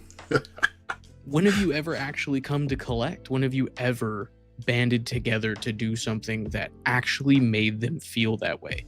If your elected officials, if your public officials do not feel that way, it's because you've done nothing to actually gain authority over them. And until you achieve that, the changes that you hope for in the world, the socialist utopia that some of you might want, it's unattainable. I'm sorry, but if you think that you're going to get through this or make changes with your hands clean or collectively with clean hands, then you're a hopeless, like, romantic that just doesn't understand how the world works. You don't even... And that's... Sorry, go ahead. I was going to say, and that's fine, but stop having such devout political opinions if you know that you're not willing to stand by them. I was just going to say, you don't even have to be a fucking socialist. You could just be a fucking liberal or a moderate and believe in the institution, and it actually works. This is how it works. And I think that people either don't know how, like, they don't really understand capitalism, or they outright refuse to take part in it. And it's kind of like what you said to me, that's the same as, like, people that are absolving themselves morally of oh, I don't want to, I don't want to vote because, I don't want to passively take part in this bigger problem. Like, bitch, you already do. Yeah, you are, whether you wanted it or not, you are opted in automatically the day you turn 18. So you might as well use it. I would argue that you have a moral responsibility to learn what capitalism is and how it functions so that you can make your community better. Yeah. Whether you are black, whether you're an Arab American, whether you are like white, well, like, it doesn't matter. Like, you got to really figure out how these things work and how it bleeds down from the top and how you're getting shortchanged in a lot of ways, and then how to like reverse that luck. Because I will say this, for all of the scathing indictments of capitalism, that a lot of the loopholes, not all of them, but a lot of the loopholes do go both ways. So you can still leverage a lot of these or donate to like I had mentioned before, like super PACs. That goes way fucking, like, goes so far to supplement your vote. Like, don't just be that person, like you said, that just shows up every 2 years or every 4 years and you punch the D or the R on the ballot and then that's it. Yeah, I mean, and it's, again, I fully acknowledge that the American population, like any population of any empire that's ever existed, one of the cornerstones of a successful empire is controlling the opinions and the emotions of the populace. That's exactly what's happened to you your entire lives. Your education is intentionally and woefully misguided to make it so you aren't really armed to the teeth with as much political knowledge as is required for the things that we're talking about. The problem is that if you don't want to be a part of it, fine, but stop running fucking interference on everything. Don't sit there and espouse your grandiosity of your moral upstanding while saying that incremental politics is inherently bad because we shouldn't have to compromise. Well, guess what? You do. You always do. There is nothing in this world that comes without compromise of some sort. Okay? The only thing that you don't have to compromise in life is dying and shitting. So those are the two things. And even then, sometimes you have to compromise those at times. The fact that you think that you're going to get through all of these things and it's just going to happen overnight, I think really speaks to how obsessed with like sensationalism American people are, like American citizens. We think that if something tangibly is going to be fixed in the American government, it's going to be like a Red Dawn event. Someone's going to attack. We're going to win. We're going to heroically plant flags in the wind flies. And we're going to win against the ultimate evil. And it's going to be this great conquest that we'll stand and cheer for when we make documentaries and movies about it. Most of the shit that happens, most of the shit that makes changes throughout the world happens behind closed doors, and it's boring as fuck, especially politically. It's very boring. You could talk all you want about the Haitian Revolution and how the Haitian Revolution had this great battle in which they hung and guillotined their masters and things like that. But there was also a lot of shit that we don't talk about because, frankly, it's probably kind of boring to most people. But that's the shit that actually makes it stick. Was that before or after they're eating the cats and dogs? Well, that was before. The problem is that we let them revolt, and now they're eating our cats and dogs. Oh. Yeah, we'll never make that mistake again. That is the wildest reverse pro-slavery argument I've ever heard. Holy shit. Didn't think that's what I was going to be debuting tonight, but here we are. Oh my god. But on a real question, to wrap up, one final question I had about Palestine, because obviously we started there and then kind of drifted onto a tangent. What do you think are the odds? Like, if I went on Polymarket right now and I said, will Palestinians be thrown into a giant prison in El Salvador? What do you think the rate is on that? Oh my god. I don't know much about Polymarket. I know by name pretty much only. Yeah, I mean, they basically took what the sports betting is and they applied it to politics. To politics, right? Yeah. Yeah, I mean, like right now. I'll be honest. Do people even think? Like, I assume that this is like a Western thing that they would be betting on politics, right? It's like, do There's some dumbass in like, I don't know, on like East Coast, do they, or even like the Midwest or fucking California that's betting on this shit? Like, do they give a fuck about Palestine? Do they even know where that shit is on a map? Is that actually like a bet on the website right now? That particular thing isn't on a bet, but on the front page of Polymarket right now, will Egypt and Jordan agree to take 100K plus Gazan refugees? Oh my before April? fucking god! Yeah, it's a real bet. It's a real bet. I'm gonna say no, that they won't do it. There's already crazy. How many bets? 89. Well, I don't know how many bets, but I know that there's $89,000, almost $90,000 in the betting pool for this bet alone. If I was in Saudi Arabia right now, I'm clicking the no button so many times, bro. Yeah, I mean, it's just fucking crazy. Like, I honestly think that they probably, not by April maybe, but I think that they'll probably be forced to do it just because those two nations are not strong enough to stand up to either of the insistent nations that are making this happen. Dude, Saudi Arabia will literally just be like, sure, we'll take them. And then you're never going to see them again. True, yeah. Well, I think I was getting ready to send you something earlier, but I didn't. But it's like, the thing that they were building, the new city that they were building, the super city in Saudi Arabia. Yeah. The one that's a giant magnifying glass that would like burn everything. Yeah, that they've already completely abandoned because it was an abject failure, like everyone said it would be. But I was like, oh yeah, maybe they were building that because they knew that this was coming down the pipeline, so they were going to build the line for themselves and then leave the sand and not the oil, but the sand to the Palestinians. That's crazy. I don't like the idea outside of like the idea of ethnically relocating people, because it's like ethnic cleansing, right? Definitionally, I don't like that already. But then, especially that area of the world and what the fuck is going on right now, I feel like those people would just end up in a slave trade. Like Saudi Arabia would literally be like, yeah, we'll take them, we got you, and then they're just gonna traffic them to some other part. Like, yeah, I mean, is it like Yemen? Yemen has slavery, and some other avenues. Like, yeah, I mean, they'll be who builds the next World Cup stadium. Yeah, like that's fucking disgusting. Of course it is, but we're not going to sit here and talk about the U.S. relationship with the Saudis, which, by the way, transcends political party. That is a bipartisan agreement that the U.S. and Saudi Arabia are really good friends. So again, if you think that for some reason capitalism isn't your primary enemy, there's just one piece of evidence I would have for my argument. Saudi Arabia is about to throw hundreds of billions of dollars in U.S. investment, especially in artificial intelligence. So fuck it, why not? We'll take some Palestinians. Who gives a fuck? Yeah, that's really wild, dude.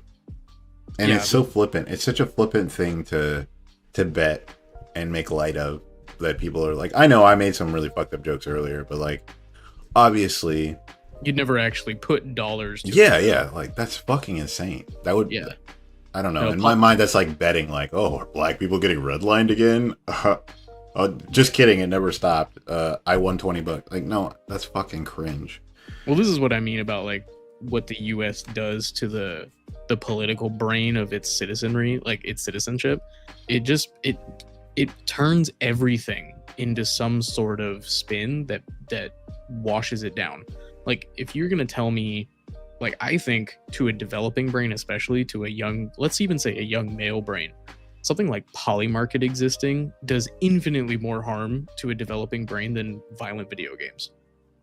I mean, you're literally gamifying and profiting directly off of heinous, awful decisions and whether or not you think they'll actually happen.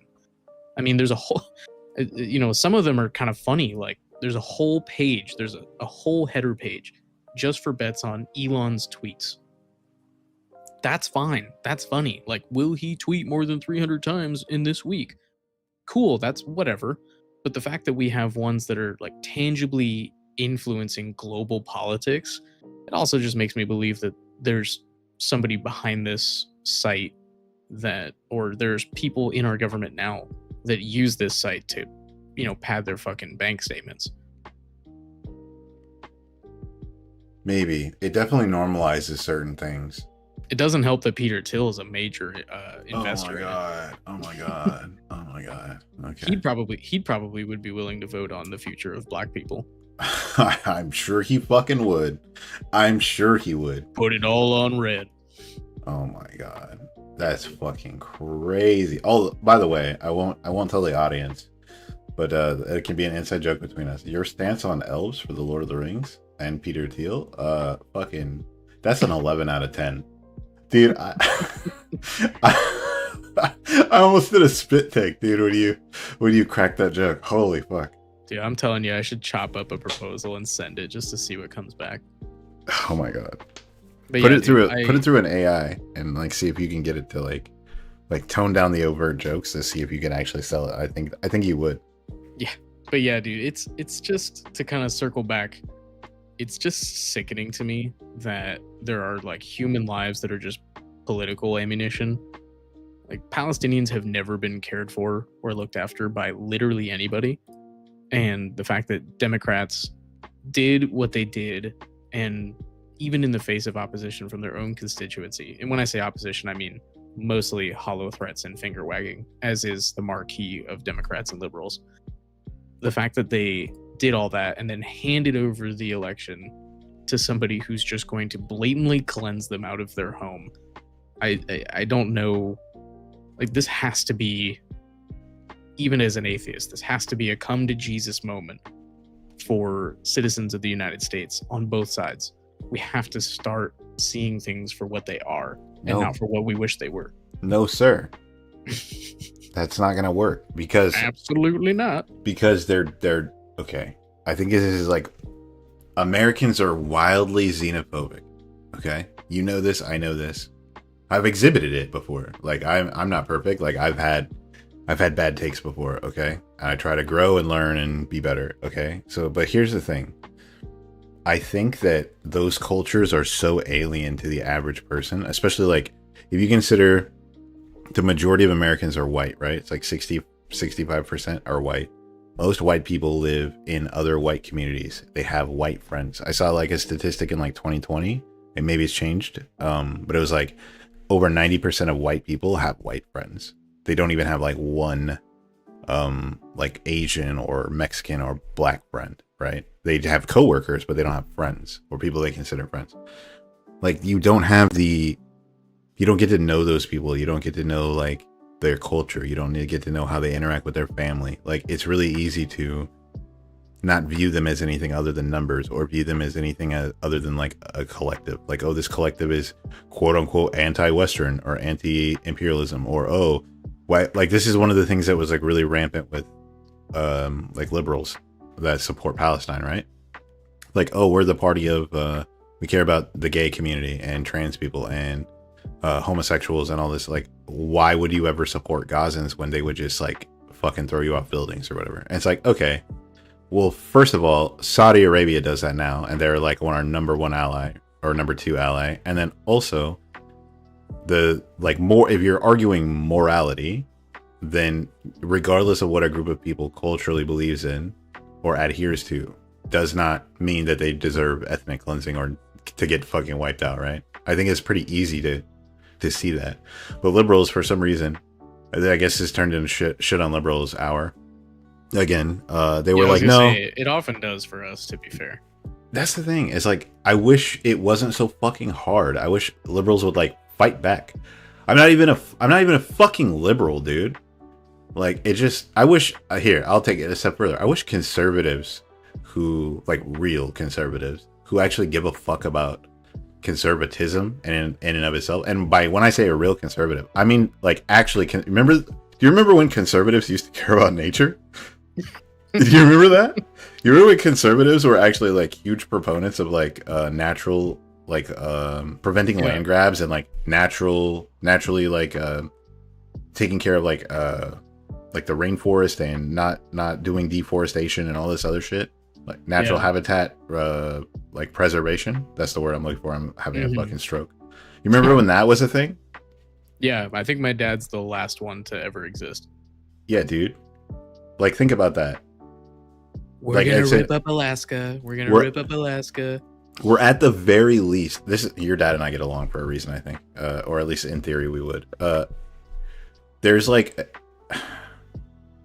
conservatives have lost the plot, okay? And I want the conservatives that actually give a fuck about the things that matter, and the whole reason why they're supposed to be the anchor to the fucking liberals who are the idealists, and they're supposed to work together to ground each other and create a fucking solution that actually is applicable and realistic. I want those two groups to fucking get a spine.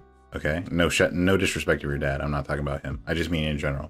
The rhinos, Trump would call them, right? I want all of these people to get together and either create a new fucking party or like go into the Democratic Party and fucking take it over, because they're all fucking weak anyway. They're not going to stop you from taking it over. They'll probably agree with you. They'll vote for it. Okay, they vote for everything else.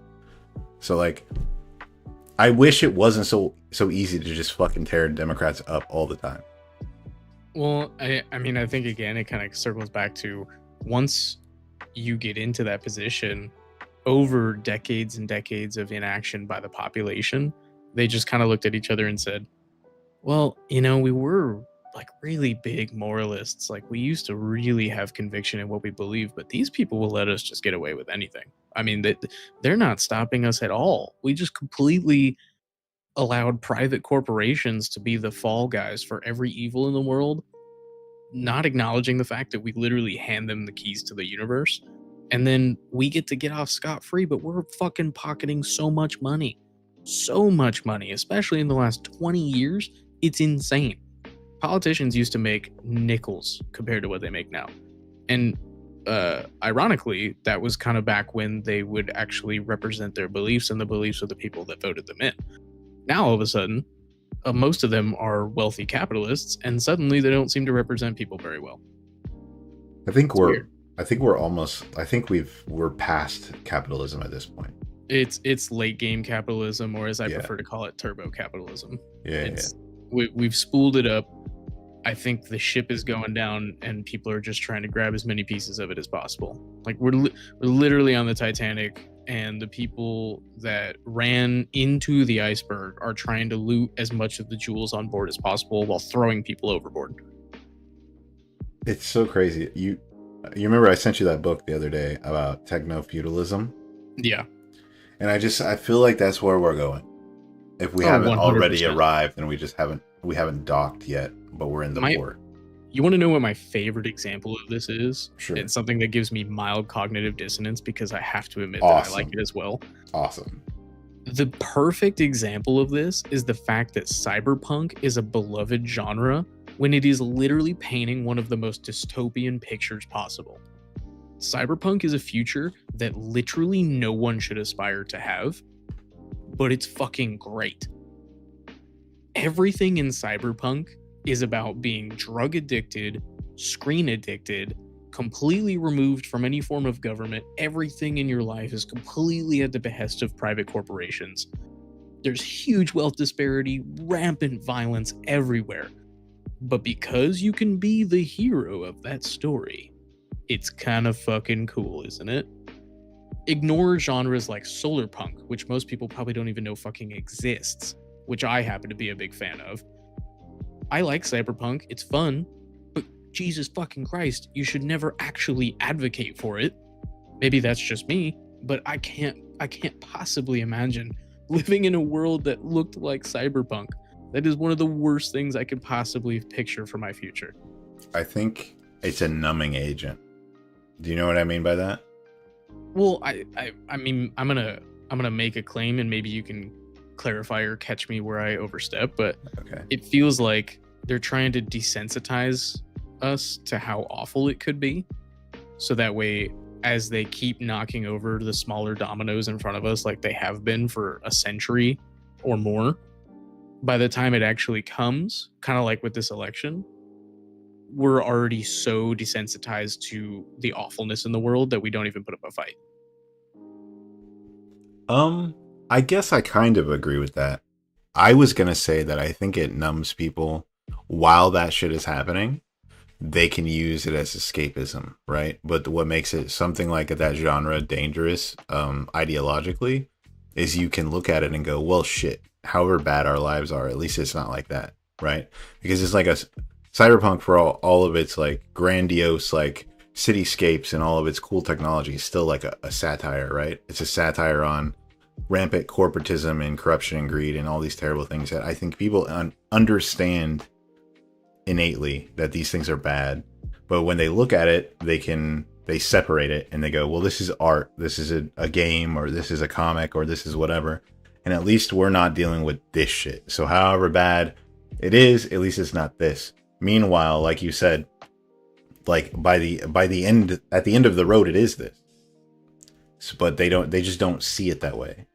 It's like a numbing agent, I feel like. So, Aureus, while that might be true, the sad reality is that no matter which one you go to, they're probably doing the same shit. But I'd be lying if I said I hadn't thought of it. At least for the short term of my own needs, I've definitely given it consideration. And it's also true. Like, even if you let's say you're right, Aureus, we move to another country, okay?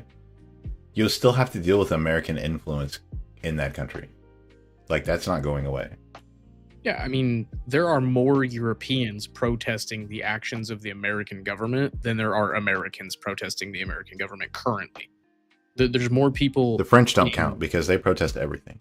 I know, but I kind of love them for that. I know that the French historically I'm not a fan of, but that's like one thing about them that I'm willing to give them grace on. My mom is French, okay, so I can say this: they are fucking contrarians. Okay, it doesn't matter. It doesn't matter if you gave them fucking social health care, they would fucking riot about it. If you didn't give them social health care, they will fucking riot about it. It's like Steelers fans, but like a whole fucking country. God.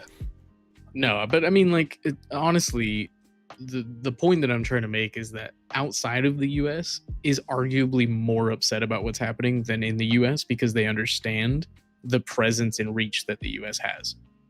The US is this is why, you know, at least as of right now, even though the gap is closing, the influence of the US over the world versus the influence of like other superpowers, we're still number one in terms of being able to make waves throughout the globe. And again, that gap is closing, but most of the world responds to what we do. So if we're fucking up and if we're like ground zero for fucking up, then that's going to have a ripple effect on the rest of the planet. That's true. That is true. For better or worse. So there will be the American influence. We did kind of get off on a tangent. To kind of bring it all back. We went through updates. We didn't get to talk about one of the updates from last week with Tulsi Gabbard. Tulsi and RFK. Did you want to, since we're talking about, you know, people leading us into fucking a dystopian future, I figure, well, why don't we start here? Yeah, I mean, you know, it'd be really fascinating to see the CIA that Tulsi may or may not inherit, you know, with the fact that they're trying to also buy all of them out right now.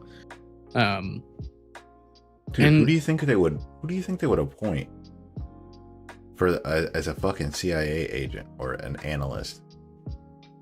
Just anyone that's willing to do what they want them to do. I mean, God knows what they actually plan, but what seems to be the line here is that loyalists are the point. Loyalists are the ideal sort of manifestation of it. So you're telling me Pete Hegseth would basically run the recruiting center, and they would just pull directly from Pete Hegseth's like military. Just right? Guys being dudes, all right. You know what? We need to get back in the room where boys will be boys. Who cares what we do? Who cares what we say? We got Kavanaugh in the Supreme Court. We got Hegseth in the DOD, and then, sort of contrarian to that vision, Tulsi Gabbard heading intelligence agencies and our spy response seems to be a bit of a shock against that. I will say this, even though speaking of spineless politicians, the fact that Tulsi will just completely flip her belly over for whomever will give her the most attention. If I had a choice between you have to either appoint her to that position or RFK to his proposed cabinet position, it's like choosing which caliber of bullet I want to blow my head off with, but I guess I would go with Tulsi. Really? I think I would go with RFK. You think so? I think I would. I think the only problem that I have with the Tulsi backlash is I think a lot of her information against her, like a lot of what came out against her was politicking, you know. Obviously there's major concerns surrounding her. That being said, I think the concerns around her being compromised by the Russian government kind of get massively washed down by the fact that our president and the most powerful person that's not but also in charge of our government right now both have massive ties to the Russian government. They go way above and beyond what she can do. I think that sort of waters it down. It shouldn't, but I think it does. I wasn't even... Sorry, go ahead. Oh yeah, no, because like a lot of people are sitting there trying to be, you know, they're convincing me of her potential loyalty or compromising through the Russian government, and I'm like, yeah. So she would be at worst exactly like her president and Elon Musk, who both have way worse probes against their Russian collusion ties right now than she does. I did not know that. I didn't know so many people were like, oh, she's a Russian agent. I knew that there was like talk, but like you said, I assumed it was like politics as usual. But that's not why I said that.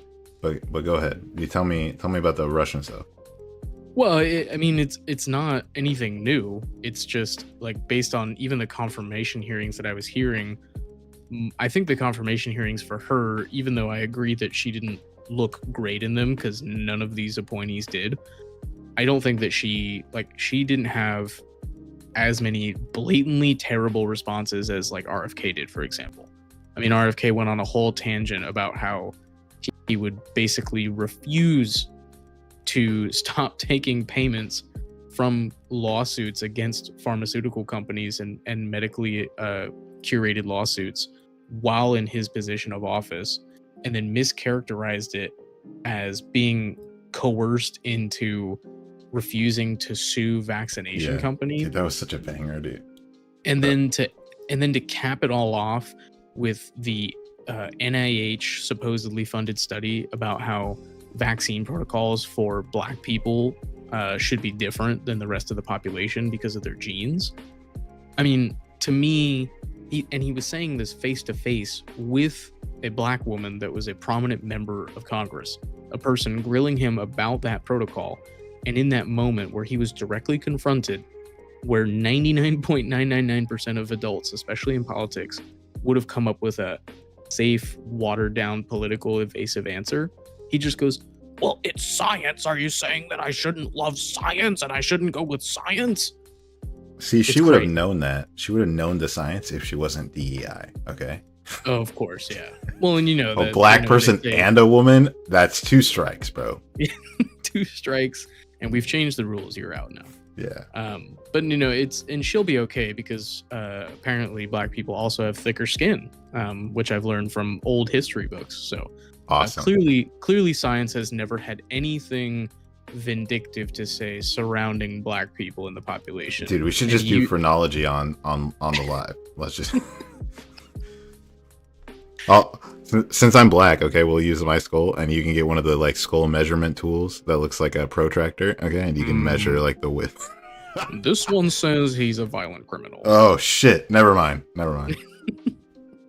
Oh, yeah, man. so, I mean, I guess, like I said, it's like choosing which caliber of bullet I want to Luigi myself with.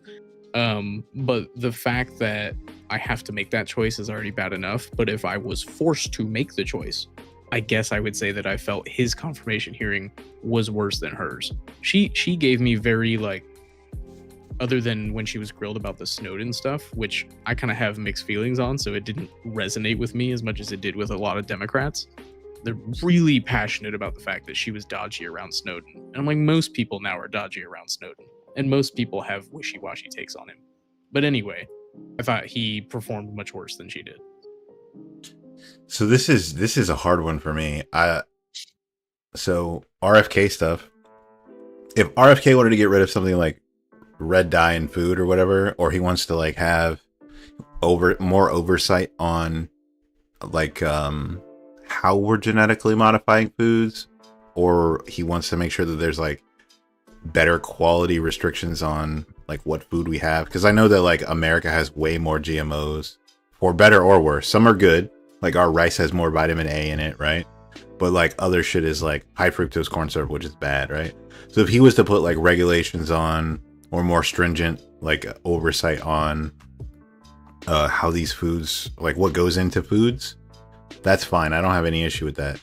Where you lose me with RFK is like the vaccination stuff. That's weird. And then like the Samoa stuff that we were talking about, you sent me some articles on and I was watching the hearing. That's weird. And then it's also strange that his lawyer and has been like wanting to get rid of, like, was it the measles vaccination? There's one of these vaccinations that his lawyer had been like teeing up to basically get privatized and repealed, to where it won't be a mandate for like kids to go to school anymore. And that would basically set a precedent to do that. And then you'll get all of these things like, it's polio. It's a polio vaccine. So like you have polio, which is already making a recurrence in some countries, and it's different now. It's like, it's mutated, right? So it's still super important to have this vaccine, but then if it gets privatized, like all these other vaccines that it looks like they're wanting to do, that's really dangerous and scary. I think that you can still afford to buy them though. It's just an added cost. Whereas I look at, so this is something I grapple with, like obviously don't fuck with kids' health. Okay. Don't fuck with like the elderly's like medicine. That shit like bothers me. However, when I look at the far-reaching influence of the CIA, and I look at in the intelligence community in general, and how much how wildly capable they are, and then the fact that she would be tethered to the hip with what is his name, Kash Patel, that's unacceptable. Like there's no reality where I can put both of those two people in the front seat of a vehicle and trust that it's going to get where it needs to go. Either there's going to be wild incompetence or maliciousness or a mixture of the two. Because I absolutely believe that Kash Patel is going to break all kinds of constitutional rights as the fucking head of the FBI. He's going to be spying. He's going to be arresting. He's going to be like trying to make sure that people are prosecuted for shit that they shouldn't be. Like, that's a dude that I think that dude is like insane. So when I look at who she'd be working alongside, I think that that's like a huge problem. Whereas RFK you can fire or depose, I think, way easier than getting Tulsi up out of like the intelligence community. Does that make sense? Or yeah, I could definitely see where you're coming from on that. The problem I have, so I guess the way I would categorize the difference between the two, I think Tulsi has less potential upside, arguably no potential upside. I think if RFK did do all the positive things that he said that he champions for, we could actually find ourselves getting some pretty good upside there, at least nationally. The problem that I have is that it's the same guy that spouted that COVID vaccines were weaponized to protect Ashkenazi Jewish people. Oh yeah. Oh yeah. At that dinner. Yeah. He says a bioweapon. Yeah, it's the same guy whose solution to addiction is to create off-the-grid wellness farms in which they'll put people on a farm to work the land and not give them access to television or phones, so they can't talk to the outside world or have any connection to it. Hey, you know who else did that? The USSR did that, right? Yeah, that's crazy. Didn't end very well. Yeah, they were great guys. Really misunderstood. And then he's also the same guy that, I mean, because again, like if he went and all he wanted to do was champion things like regenerative agriculture, hey, fucking fantastic. I love it. If he wanted to take down the opioid industry and the pharmaceutical industry and hold them accountable for what they've done to the American public and global public for generations, hey, fucking great. But the fact that in response to the shit that we're seeing from the administration, he seems to champion and parrot the worst version of his ideas. I think that he globally, and I know that this is kind of a shocking thing to say because we're talking about comparing him to somebody in charge of the CIA, I think he globally would actually have a much more dramatically negative impact. I mean, even the proposal alone to freeze all health-related funding and research for 90 days globally could kill millions of people. He could kill millions of people in less than 2 months with one decision on day one.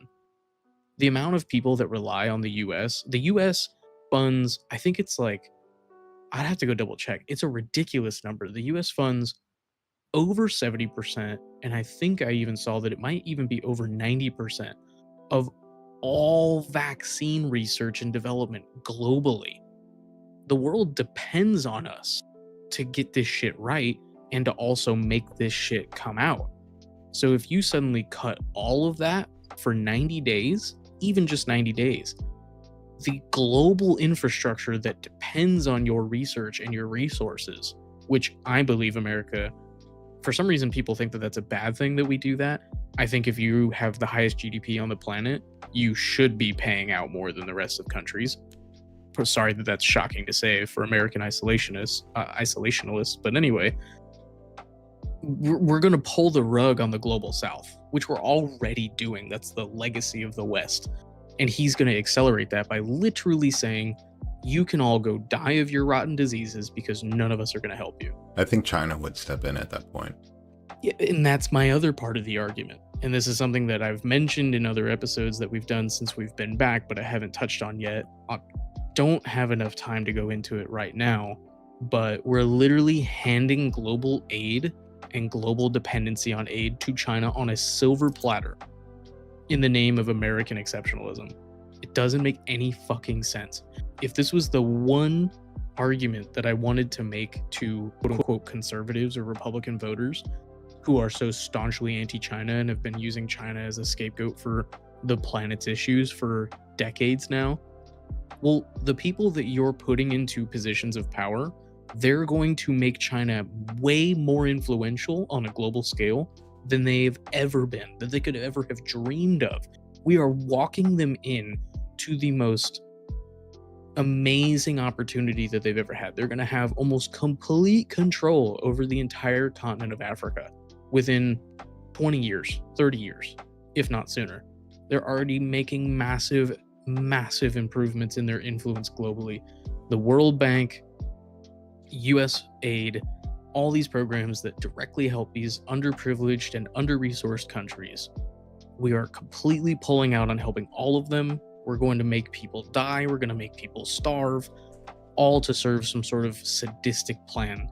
And I think when I weigh that against Tulsi's influence in an intelligence agency, because, I mean, frankly, to me, she just screams career vanilla politician. And I think the news cycle has made her something that she isn't because of the fact that she abandoned the Democratic Party, but she just kind of looks like a traditional politician to me. She reminds me of Nikki Haley. And I think Nikki Haley's kind of a boring politician in like the most traditional sense. So I don't think that they're going to go in and do just insane amounts of harm, but they're also not going to do any good. RFK has a chance to do some good, but has way more opportunities to do irreparable harm to the globe. If that would be my argument. I got you. I would have to like think about this and come back to it. I might end up agreeing, but I would have to do a little bit more research. We have a question from Arias. Sorry, Arias. I know I was in mid-rant when you posted that, so I'm going to circle back to it. Do you want to start with this, or should I? I don't see his question popping up in the the question chat. Is America like the Roman Empire? Will it collapse soon? You can answer that one. That's like a... So I'll give you my opinion on it. The short answer to your question is yes, but it's because I believe, and you may agree with me on this because of conversations we've had outside of recording, that it's intentionally being done. They want to dissolve the national level of the empire and they want to expand it into a giant sort of privatized global empire.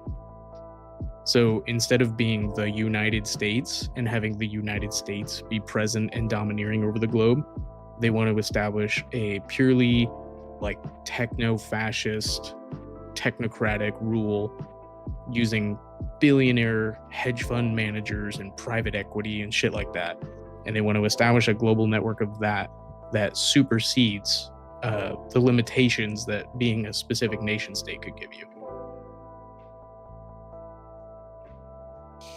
As far as like soon or timeline, I think we'd have to define soon, but I don't think it'll be within the next 5 to 10 years.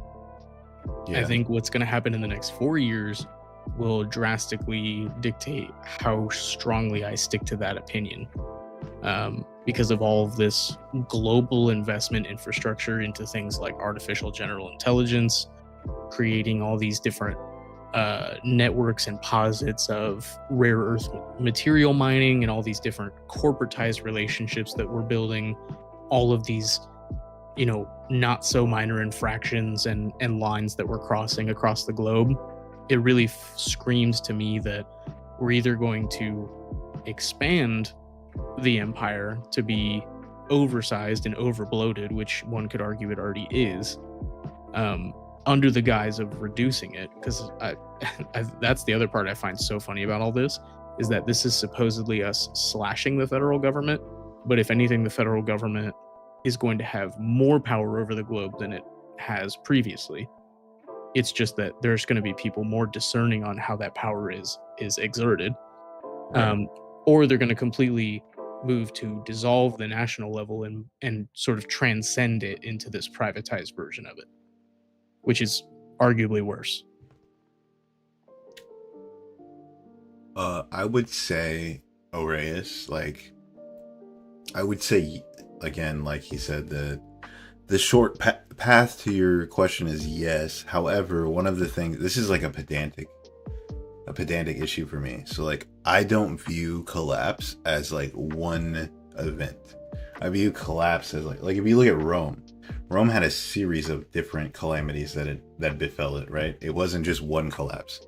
It was a litany of collapses. And I think that that's like what's in store for the United States, in different ways, shapes, forms, across different industries, across like even, dare I say, the military industrial complex, and its values, the things that it actually will fight to secure, like he was talking about, like resources. I think you'll start seeing more and more conflicts for resources like water, obviously like rare minerals as well. So you would have to define collapse. Like, are you talking just specifically about like collapse of influence, collapse of like financial collapse? Like, I don't know. Yeah, so I think there's not enough time in the day to talk about all the different ways that like America or any Western power could collapse. Yeah, I think the American empire or the Western empire is going through is in the first stages of a phoenix level alteration or evolution. But make no mistake about it, I'm not suggesting that it will rise from the ashes an improved product. I think it's going to be improved in the sense that it is more efficient and less apologetic about doing what it's always done. And I think that what we're going to see in the next 4 years is those dominoes are going to be set up. And maybe at the end of that 4 years, we're going to see the first domino knocked over. But I don't think we're in like a traditional collapse of a state necessarily. And I don't think that that's how it's going to manifest. Yeah. So I would just think on it, Oreyes, and then hit us back next week. And like, it just depends on what collapse you mean, or whether you mean generally speaking. Yeah, I mean, I'd love to hear what your thoughts on it are. Like, I want to hear from you what your opinion is, and like how do you sort of contextualize what we're saying, and do you think some of what we're saying is crazy? Because I know when I get on a tangent, half the shit I say sounds crazy. So definitely want to hear back from you on that. And it's just nice to hear from another person in general, because he and I get like tunnel vision on this shit. That's true. We could certainly always use another person in the room every once in a while. Will direct action even work in the future? Dude, the only direct action that's going to work at this point is you doing politics, bro. There is no like direct action against like any federal body where like you're going to make any headway. I disagree, but I'm wary to lay out the specifics of why I disagree. No Fed posting.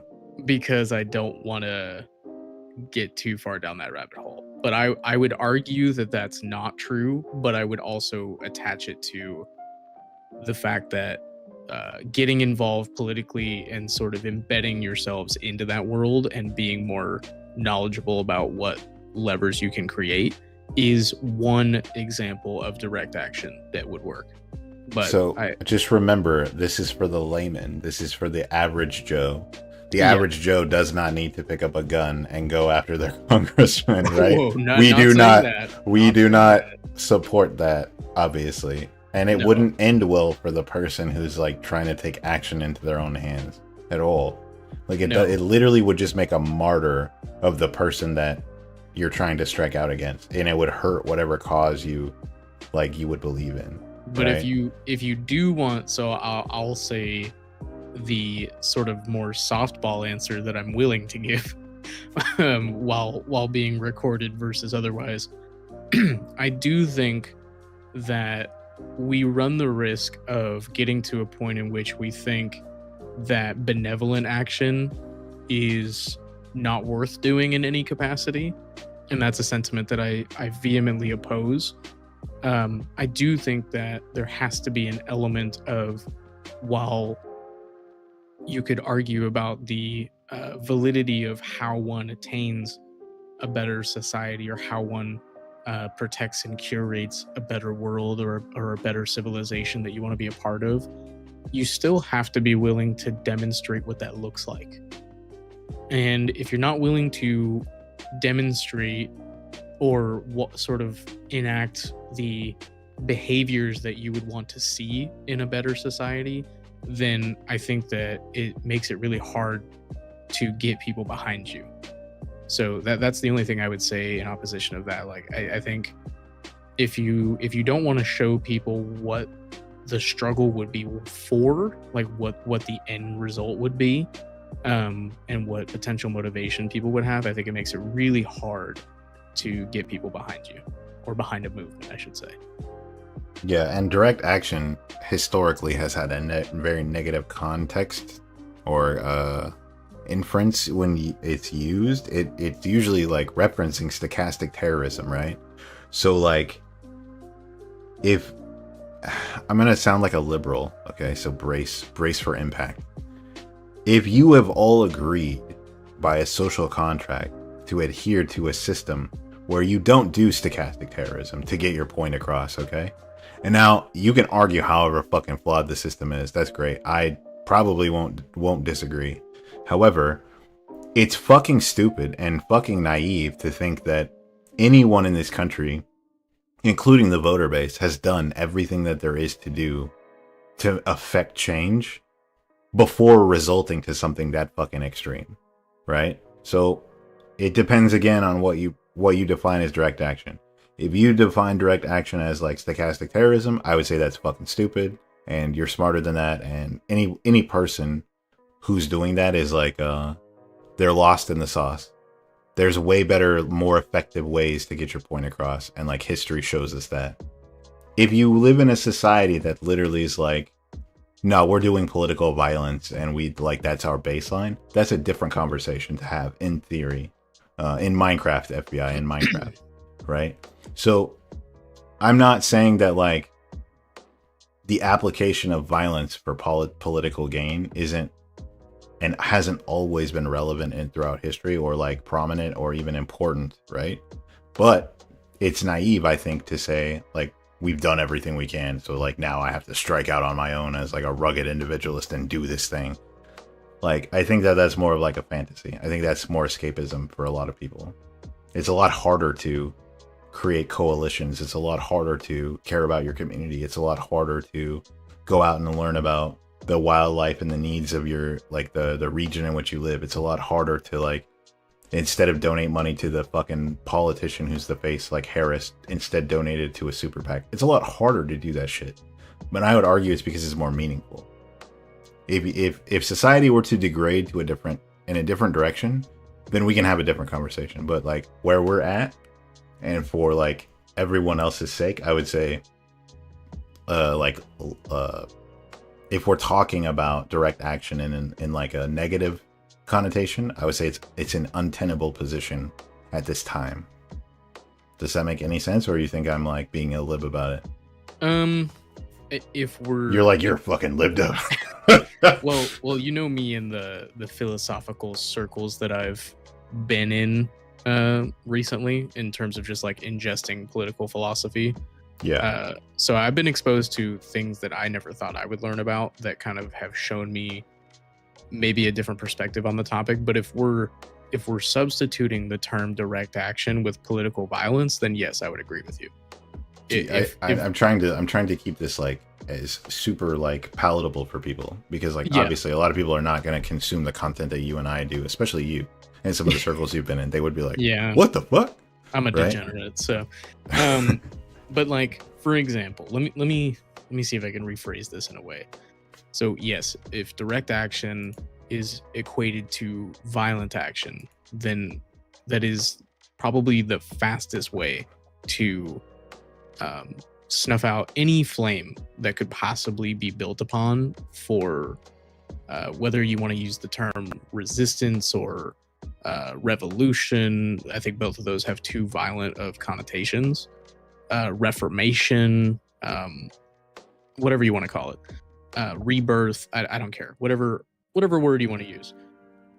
But just follow me on this. There's also, so when I think of direct action, what I think of is, how can I make the people, the community, the area around me stronger without having to rely on a larger organization to do it?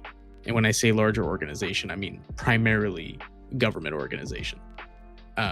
So if you were to suddenly get enough people in your community together to agree to help create nonprofit food assistance and security programs, if you were to start community agricultural products, if you were to work with local businesses even to help strengthen the sovereignty and independence of your community by limiting its dependence on larger systems, then you are also removing levers that government or authority in general has against you as an individual and you as a community.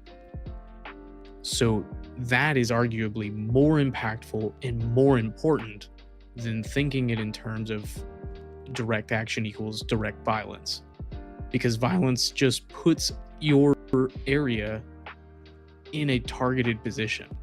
And so again, it's like, if you want to do that, while it can and historically has brought about rapid change, it also brings about very unstable and volatile change, and usually not long-term change either.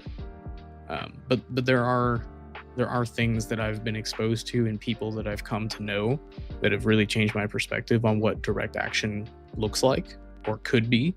So I wouldn't give up hope on it just yet, but I think it's probably one of the more demonized things, because it's been co-opted by becoming a synonym for violence. And I think that's the worst form of direct action and probably the least effective. True.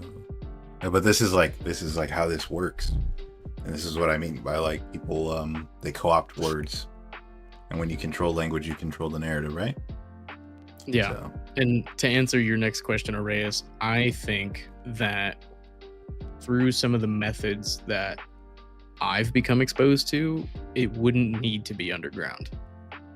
I think the underground part of it is, not to like cast stones or anything, but I think that's part of what I say when I say in the two examples you just posted, it's become sensationalized to where it's like it's creating a heroic adventure for people.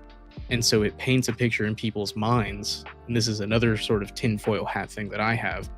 I think that there's a concerted effort on media to make people feel like the only type of revolution that they can ever achieve is violent revolution, because it's the easiest for them to respond to. True. I was just going to say that. It's actually literally social engineering. Yeah. They've been doing it for years, like V for Vendetta, Hunger Games, two great examples of what I'm talking about.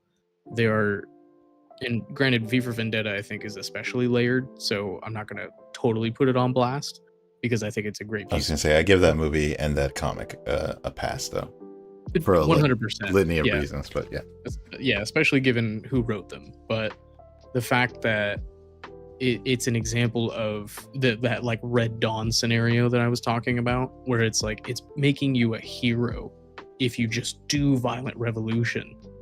They would much rather you do violent revolution than do a slow burning, educated, precise, and unified front soft revolution, a peaceful one. What they don't want is something like the singing revolution, which happened in the Baltic countries, you know, as a response to essentially being taken over by a militant force. All they did was hold festivals of protest where all they did was sing, dance, and eat. And it was one of the more effective revolutions of the 20th century. So don't be too sucked in by the allure of being like a hero fulfilling a fantasy. And I'm not saying that you are, but a lot of people are. And especially right now, I'm seeing it on online forums, in communities that I'm in. People are trying to come in and inject this sense of this need for ultra violent retribution and revolution. And the people that have been doing this for a long time and have read on these subjects are the ones kicking those people out of their communities because they're inherently harmful to movements. So just be wary of that. But what I'm taking a very long time to say is I think that all of it is possible, but not in the way that most people are currently educated on. yeah, which is also by design. So, but here's the thing. It's probably a lot easier to socially engineer people because so many people feel isolated and alone, right? Yeah, 100%. So We're a culture of loner protagonists. So obviously, if they tell you that this lone wolf hero story, it's meant to make you feel like that could be you one day. But what if I want to be the bad guy though? What if I want to sign the bombs like Nancy Pelosi did?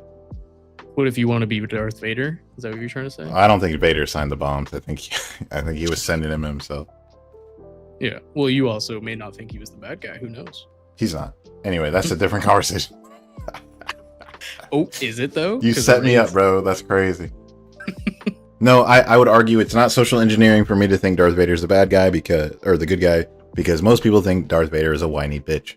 So I am free. I'm cleared. Okay. Pass the check.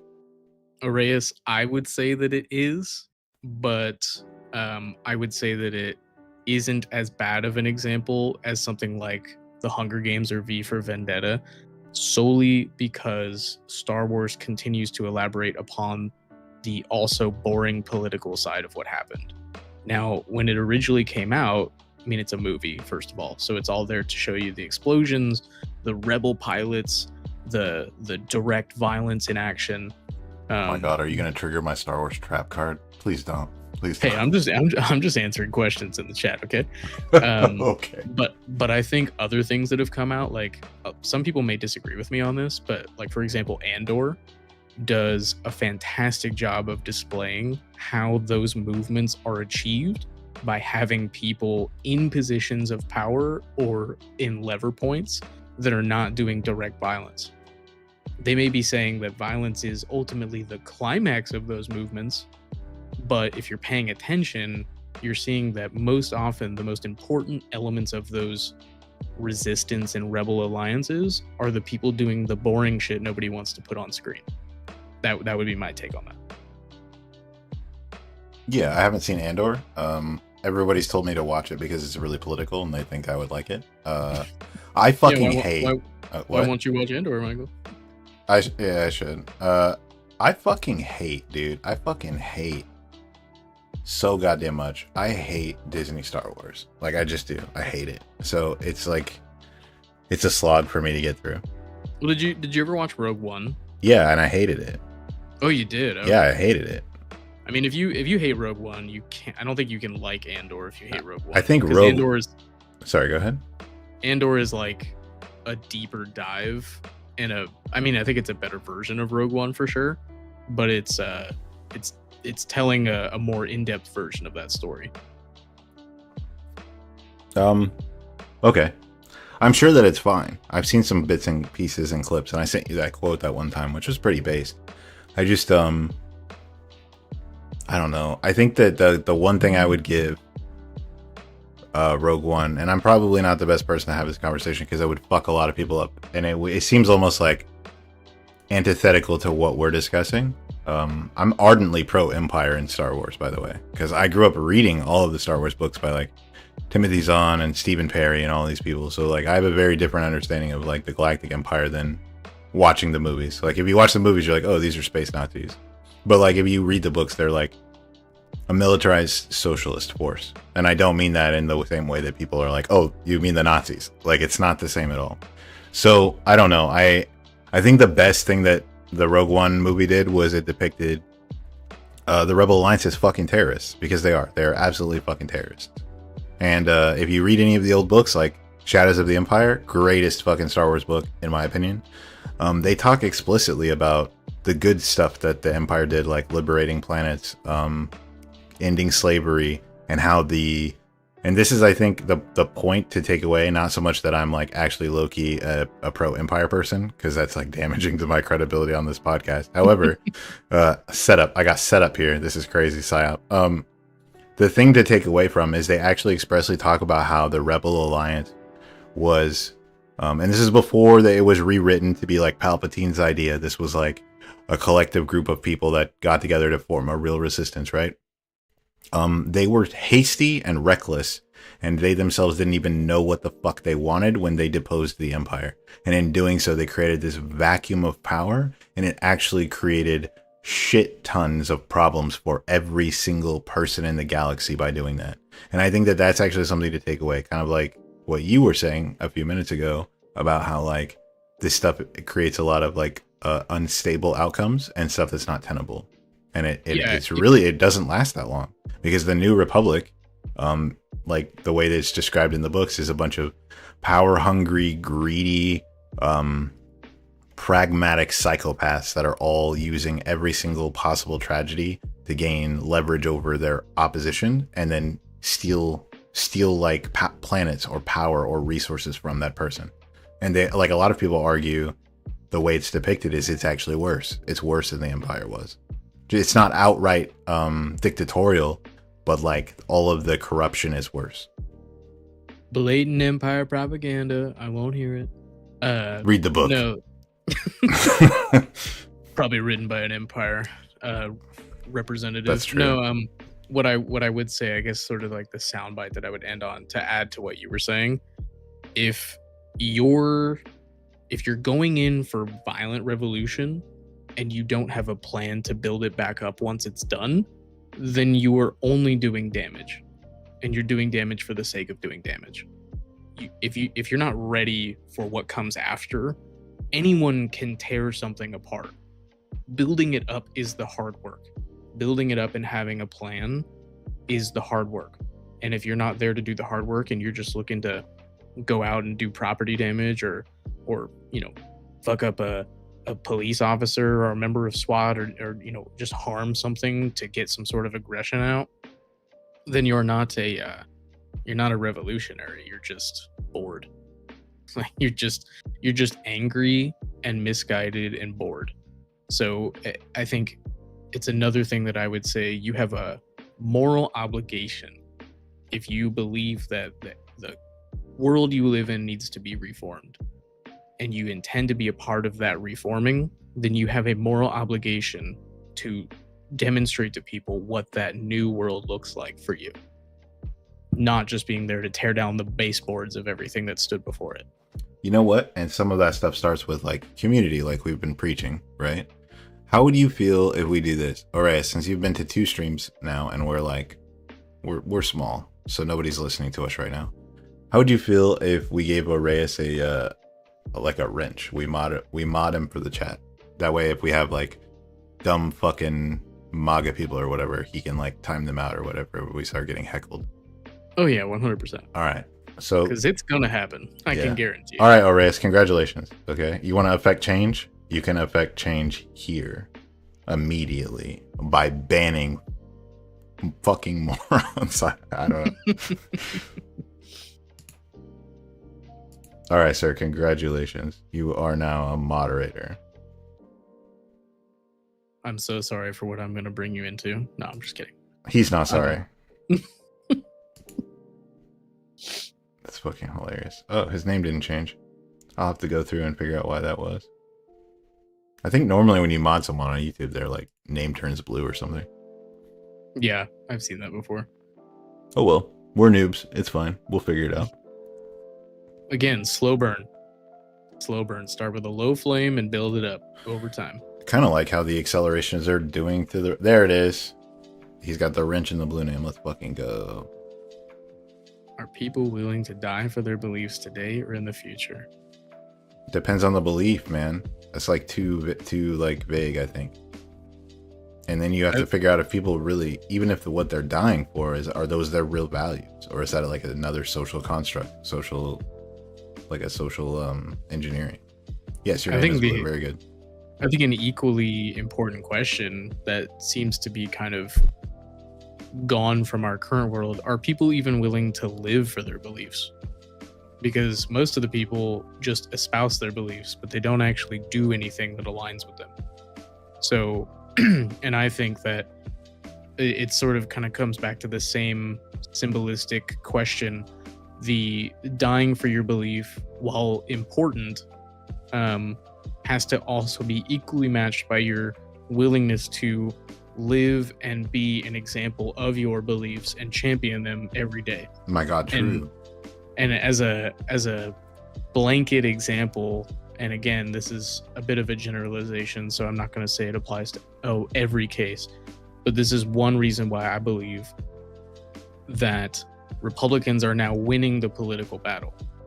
Because of the two sides, if you want to say there's two sides, one seems more willing to live and breathe what they believe, as heinous as it is. They seem to be willing to live by it and die for it more than the other side. And I think that level of conviction is how you push and pull and win these battles of political intrigue.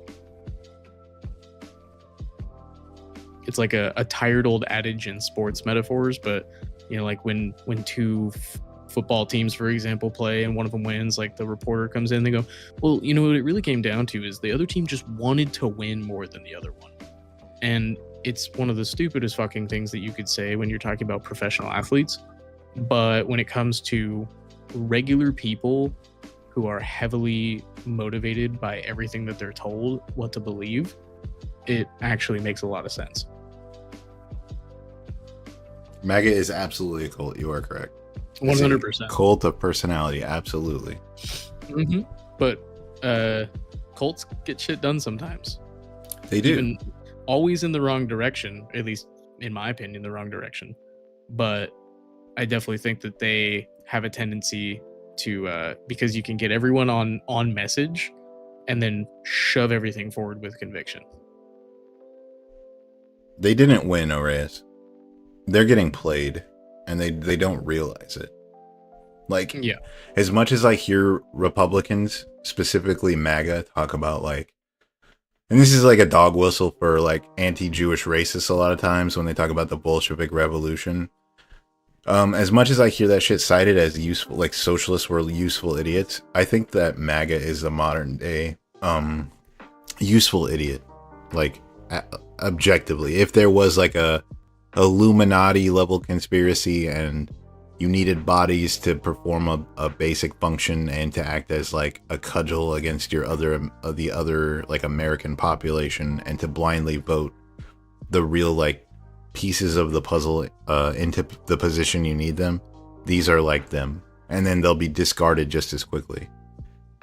Yeah, I mean, I would say that my response to your statement would be that MAGA voters are currently winning the game that they think is being played, but it's not. That's a better way to. I like the way that you phrase that. They are winning the game that they believe is the real game. Unfortunately, they're going to find out very harshly, like the rest of us have been shouting at them for a long time, that that isn't the real game. This is the facade. This is the visage that we're forced to be face to face with.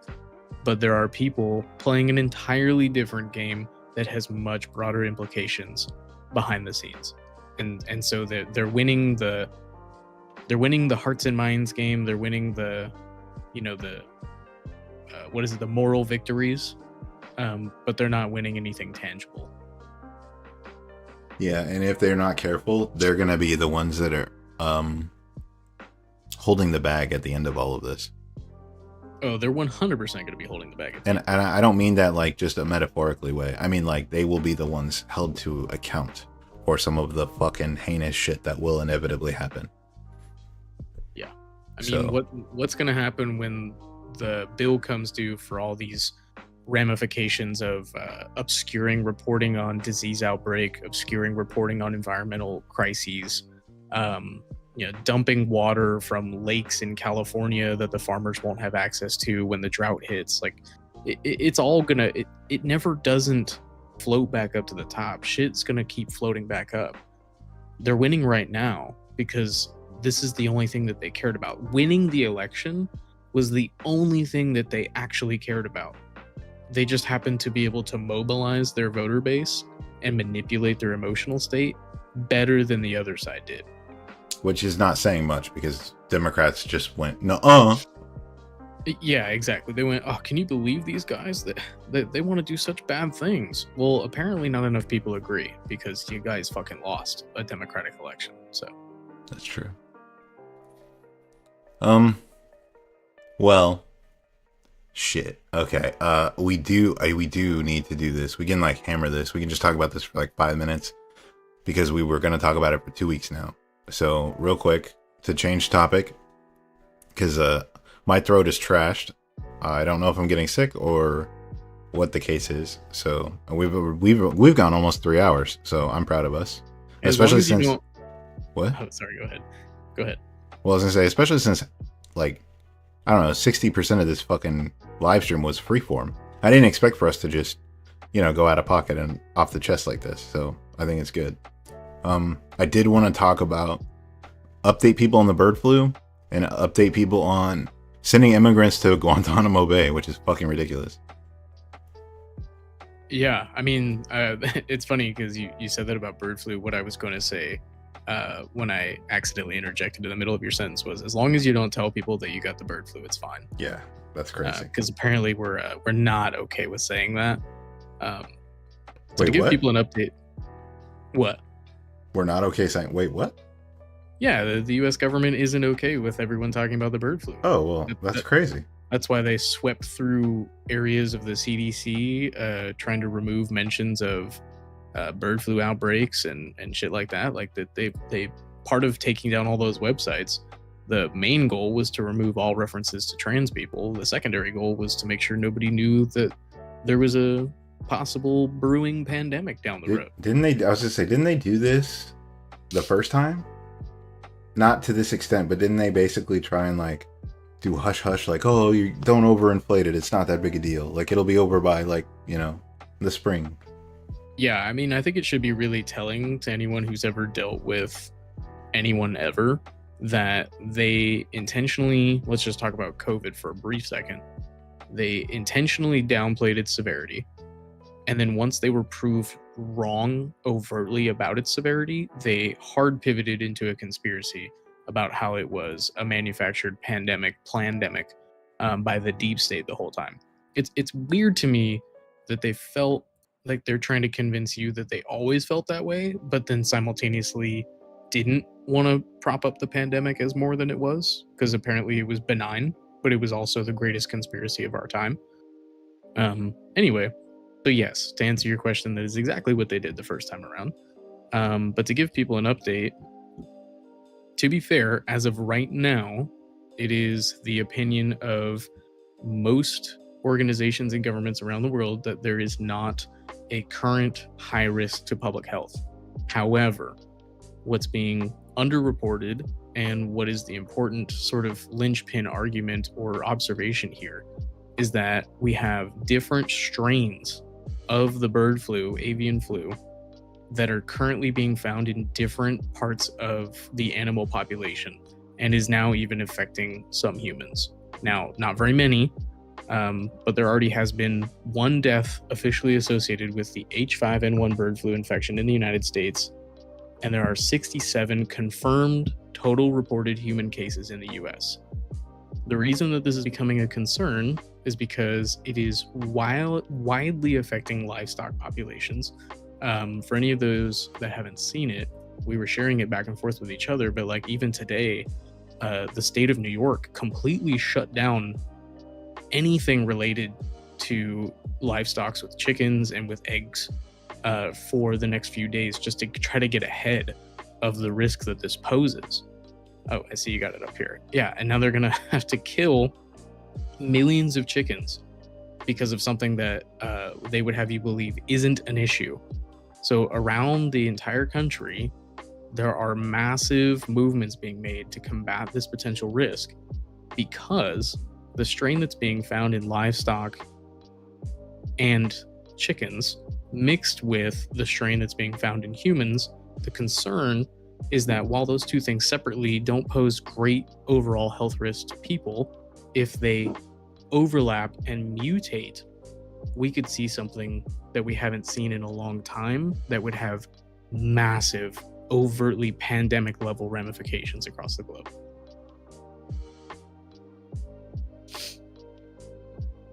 Oh yeah, this is fucking insane. Yeah, and the fact that, you know, it was like a pointed argument by the administration and people close to the administration that we weren't going to talk about this as much, it blows my mind. Like, I don't want to be alarmist, but that tells me that it's like way worse than people think it is. Of course. I mean, this is the same thing that the Chinese government was accused of and found guilty of during COVID, which was downplaying the severity, downplaying the level of spread, and then once the cat was out of the bag, it was too late for most people. So while again, so I'm not being totally alarmist, again, this has not been confirmed to spread from person to person, and it is currently, according to the CDC, although unfortunately the CDC is having to radically shift their communication strategy to match the administration per Trump's executive orders, it's currently rated at a low public health risk. But if for whatever reason, what's going on with cattle, livestock, and other mammals mixed with what's happening with poultry and wild birds, if they mutated into something we didn't have a preparation for and couldn't get ahead of, we'd be in major fucking trouble. Like massive, massive, massive trouble.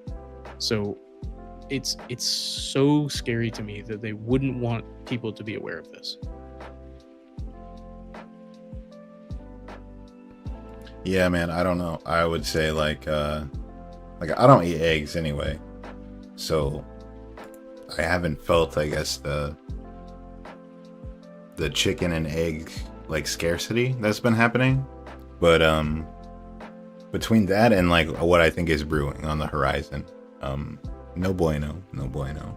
Yeah, I mean, have you seen? Granted, you have to be careful of any videos that you see circulating on the internet because they can paint a picture that's not quite genuine. But the fact that there have been videos taken from like Costco's and shit where people are buying eggs en masse. Now, most of the videos are saying that that's in response to the likelihood that egg prices are going to skyrocket from all the tariffs that are being implemented.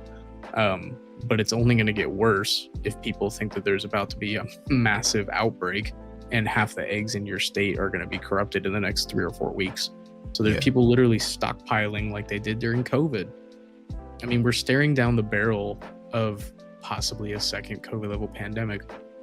So that would be, if that happened, that would be 2 major global pandemics within 5 years of each other. That's fucking insane. There are people that have predicted that, by the way. Yeah, not to be conspiratorial, but yeah, it's like I don't want to get to the point where with global pandemics it's like celebrity deaths where it has to happen in threes. You know, I don't want to get to a point in our world where that happens, and it just lends more of my skepticism to the people that they're trying to appoint to be in charge of this shit. Like, I don't trust RFK to put a lid on this. I don't trust RFK to accurately report the information, and more importantly, if shit did hit the fan and there was a mutated form of it all over the globe, he's the one that also wants to halt vaccine research and funding. So how much of a barrier would he be to the potential, recovery of the human race at that point? I believe the Senate can like immediately fire him. Yeah, but I'm just saying, like, the fact that we are considering appointing somebody that we would even be skeptical of their response to such an event it's obviously like a huge problem, right? I understand. Yeah. Like the fact that I would have to sit there across from you and be like, so if this happened, would you actually help people? That's fucking crazy. Listen, if they survive the bird flu, okay? Oh my god, my voice is fucked. I'm starting to sound like him. If they survive the bird flu, they can sue. Herd immunity. Herd immunity. Oh no. Oh god, okay. Yeah, no, it's sad. It's kind of scary in a way because it's the bird flu is mutated and it can jump across species now. So like it infected cows, and then they had to get rid of like hundreds and if not thousands of gallons of milk, and then now you're saying that it's infected people. So like that's concerning. I don't want to say scary because like I feel like people are too primed for fear-based responses. It's something that you should be aware of, but not necessarily like actively prepping for. Right. So like the fact that the US government's official position is that they don't really want you to be aware of it is the reason why I want to make people aware of it, because I think that that's outrageous. It's also wild that like in situations like this, if you're at Costco and you see people like panic buying eggs, just go around the corner and buy a block of tofu. Like yeah, that's true. It may not be fucking like as good or whatever, but like nutritionally you're fine. And if you want flavor, cook it with something that it's gonna taste like. Hey, I bake my tofu. You get your vegan plug out of here, okay? I'm just saying. I did not start this show so that way you could tell the world to go vegan. Look, I wasn't gonna say this, okay? But pro tip: anytime there's like an ice storm in our state, anytime that there's like snowstorms, you know what? The only like meat, dairy, eggs, cheese, all gone. But you know what always is there? Seitan, tofu, what is it called? The Beyond Meat. All that stuff is still there, and it's just as calorically dense, and it's just as fucking nutritious. Even though it's processed, maybe you don't like the idea of it being processed, it will still help you survive. But no one wants to buy the plant-based products because they have like these preconceived notions about them. But like pro tip, if you're ever fucking starving, or if it's like a fucking emergency, get yourself just a couple blocks of tofu. Get yourself some oat milk or some shit, because it's gonna be there. Everyone's worried about the animal products. Just saying. The only word that I heard you say through all that was Satan. So yeah, never mind. I'm going to Guantanamo again. Fuck. Let me guess, you're gonna sprout your horns and make me eat crickets. There is actually a badass vegan shirt that says "Hail Satan," but it's like not Satan. It's like Satan. You're revealing yourself too much. He said nobody is going to eat tofu. Bro, what do you mean? People have been eating tofu for centuries. They will eat tofu if it's the only option. I don't know. Some of these people might not. But I'm just saying, like, throw some soy sauce on it, like saute it, like bake it, you throw it in your air fryer. Like, it's not bad. It's not as bad as everyone like makes it out to be. Listen, I eat more meat than anyone should. I'm a traditional meat eating person, but I'm not going to sit here and die on a hill that it's absolutely essential for the human race to survive. Because it isn't. Well, it's literally, we're talking about a one-off, right? Like an emergency. And if you get to the store late or something happens and that's all there is, then don't shy away from it. Don't think that like you're not gonna survive because there's tofu.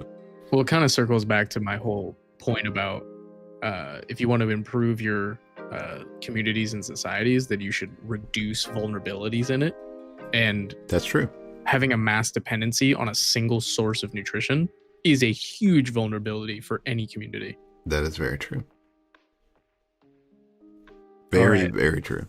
What was the last point you wanted to hit? Because I know we're hitting Guantanamo. We sent like 30K people to Guantanamo. Did they actually get sent, or did we say that we were sending them? Oh, that's a good question. because the last time I checked, we said we were sending 30, but I didn't actually hear any confirmation that we were sending them. And frankly, they might actually be softening up on the Gitmo stance now with the whole fucking El Salvador and Guatemala. Okay, we only sent a dozen. Okay. So 30K is the goal, is to fill up the beds. We're aspiring to it, yeah. That's fucking crazy. But we sent 12.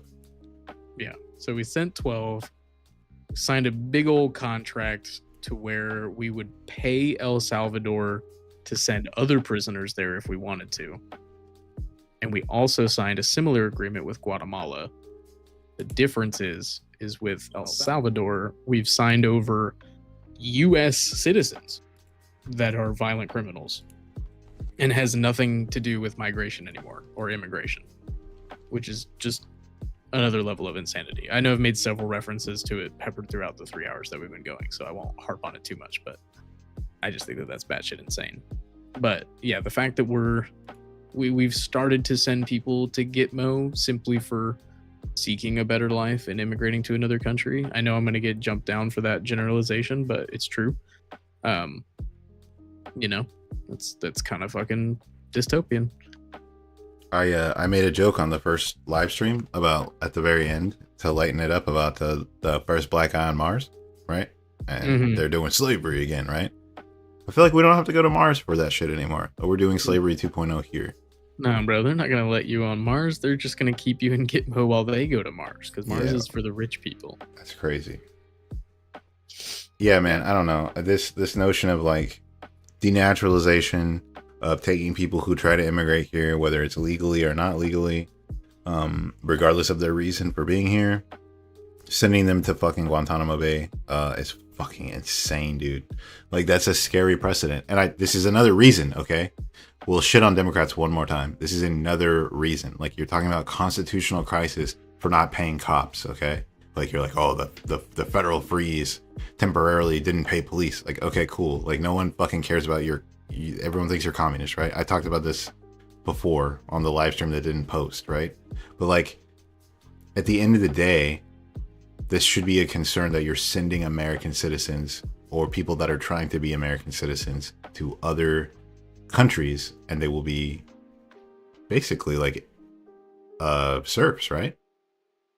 Yeah, I mean, I feel like I'm going a little bit crazy because in the conversations that I've even been having with you, I legitimately feel like the combination of the naturalization reversal, which thankfully right now is in sort of like a lawfare limbo, sending immigrants of another country to Guantanamo Bay simply for being immigrants, and then creating essentially an outsourced private prison system that allows you to offload your prisoners to another nation which has a completely different set of laws and absolves you of any ethical oversight over those prisoners and how they're maintained, especially to a prison that is literally being championed by its president for its labor system. This should be like the number one thing that people are talking about right now, outside of maybe the fact that we've just confirmed that we're ethnically cleansing Palestinians out of Gaza. This is arguably worse, I think. And I know it's fucked up to try to do like comparative measures against the two, but it astounds me that not enough people are overtly alarmed by the fact that we're shipping off people as prisoners to other countries. I'm incensed by the fact that no one seems to be as focused on it as I am, which I know is solipsistic, but still. No, I get it. I get it. It's very consuming in that way. Yeah, I mean, constantly be like inundated with this shit. Yeah, well, and it's like if the U.S. Department of Justice and the criminal justice system had a better history and reputation for its ethical parameters, then maybe we can water down the potential ramifications of these actions. But guess what, folks? They don't. They are the hotbed for corruption, the hotbed for racism, for just blatant crimes against humanity. And now we're going to say that it's okay for them to just ship them out to a different country simply because they want to. I know that they've tried to soften the blow by saying that it'll only apply to people of certain critical histories. But even if that's true, that's just the beginning of it. And even that in its own right is already awful. So what's the fucking motive here? The motive here has to do with something that goes well above and beyond just law and order. It's not I don't think it's about that at all, actually. What do you think it's about then? I mean, I think it's about creating an amazing system of free labor, to be honest with you. Now, is that the only motive? No, but I think that that's one of the primary motives. I mean, if you go on X right now and search for, I don't know how to pronounce his first name. I'm going to take a shot at it. Nayib Bukele, the president of El Salvador, the questionable president of El Salvador. On his page are just advertisements for this, as they coined it, mega prison that they've created. And it's videos of them doing construction, removing graffiti, doing farming. Sure, all that sounds well and good. He's put a great spin on it by saying that these violent criminals are repaying their debt to society. But now he's going to pay to have American inmates come into his country. He is paying for them. He is paying for access to American prisoners for labor. It's not about justice. It's not about fairness. It's not about, making sure that they pay restitution to American society, because guess what? They're not going to be in American society. So what other motive would it be? Yeah, and for any of the liberals that are like, oh, well, that as long as they're treated humanely, it is what it is. What the fuck? They're not going to be treated humanely. Well, those are just the same liberals that don't know that we already have a thriving prison labor system in this country. They're people that wanted to kind of turn their eyes away from that reality. So you mean the ones that gasp when you tell them that prisoners are still literally picking cotton on fucking Angola, the plantation? Nope, that's fake news. Gasp and pearl clutch, bro. I'm out of pearls to clutch anymore. That's fair.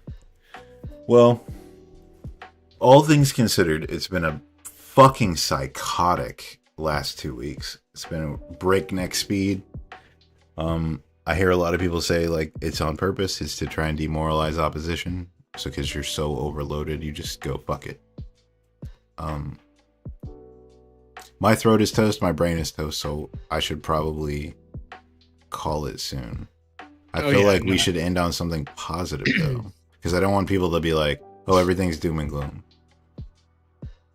Did you want to we can post it in the show or in the notes afterwards, but there was that article I sent you about climate all wins. those climate wins that aren't going reported. Yeah. And I mean, to be fair, while we've had a lot to say about how Democrats aren't doing anything, there's a lot of private lawyers that are.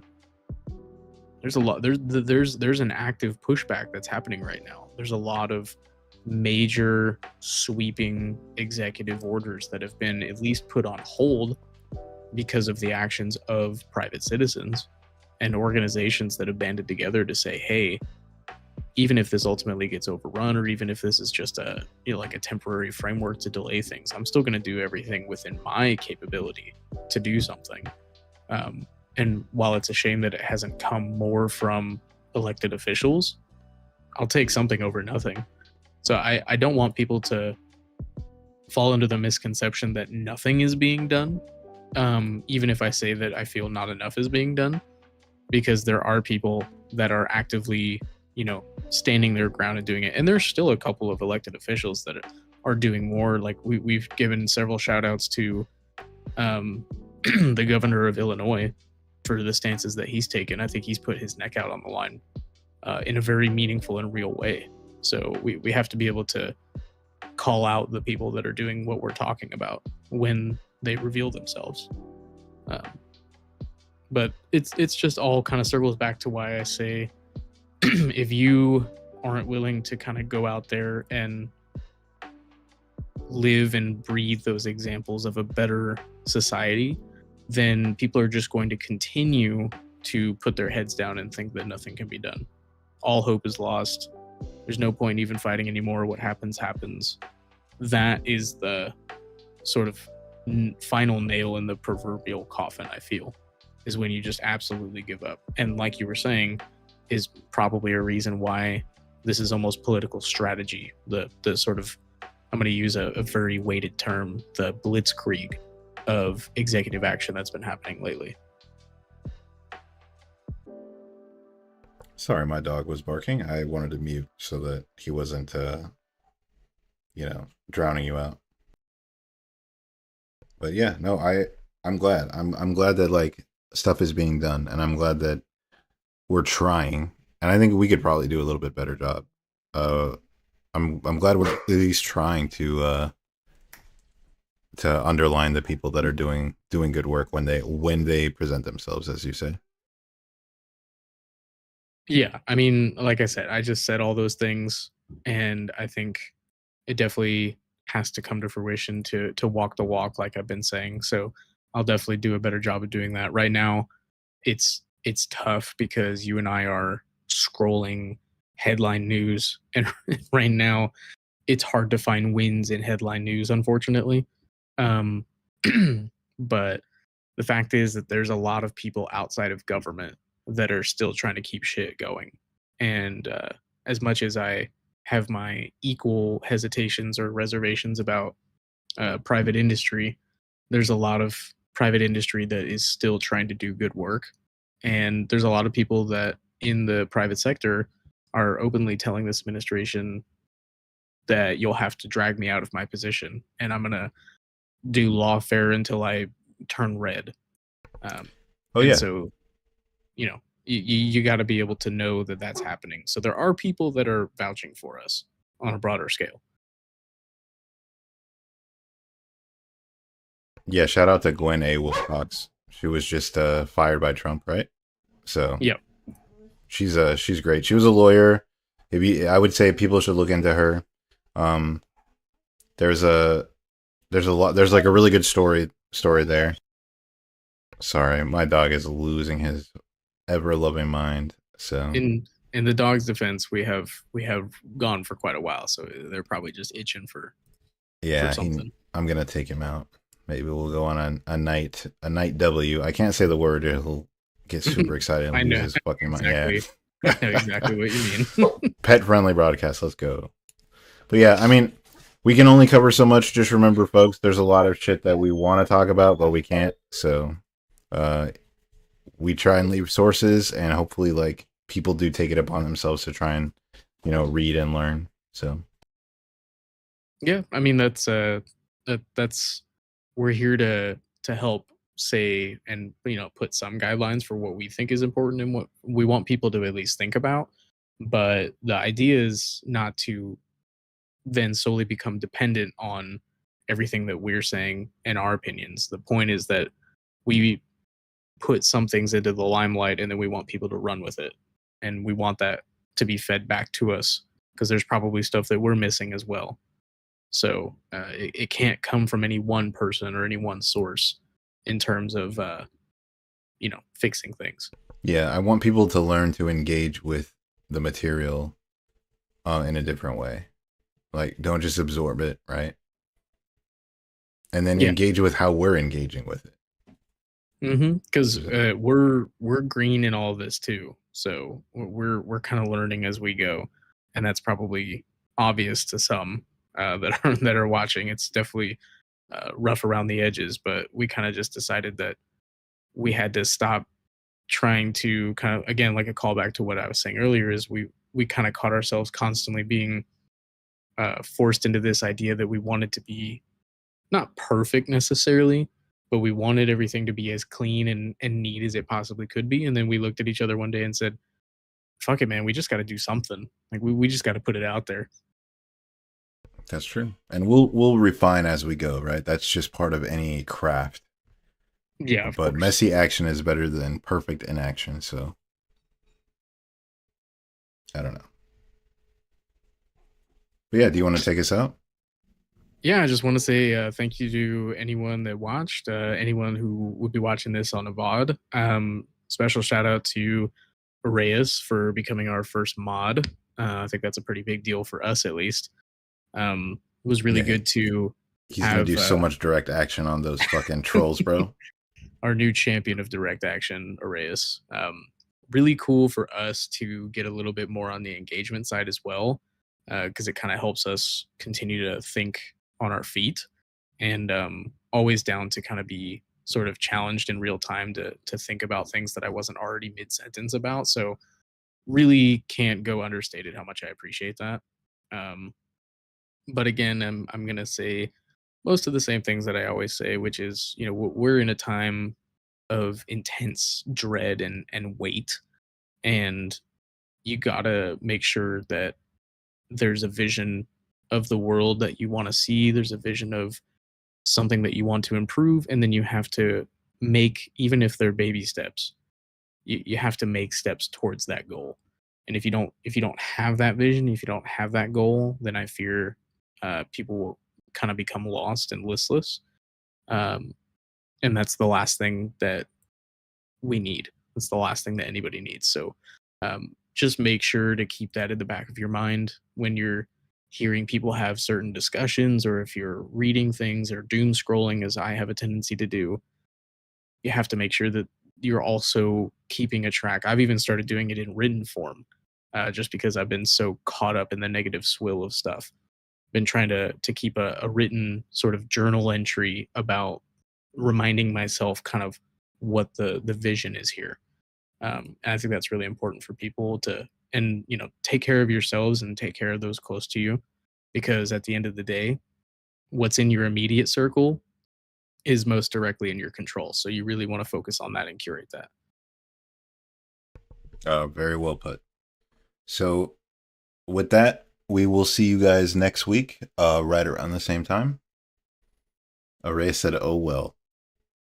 I don't know what that means, but I think it's the previous comment right before that was, or we are heading towards a dystopian future. I see. Oh well, okay. Even Nah, if bro, it's fine. Even if we were faced with the reality that we are heading towards a dystopian future, I do not want to create a dystopian present. True, dude, true. All right, guys. I gotta go. My throat is trashed, and I'm sure you have other things you need to do. Well, What? Do I? Well, we all got stuff we got to do. Yeah. That's life. All right, guys. We will, Oris, come back next week. We're looking forward to seeing your mod powers in action. And we will be back, 7 p.m. on Friday? Thereabouts? Yep, thereabouts. All right. We will see you all later.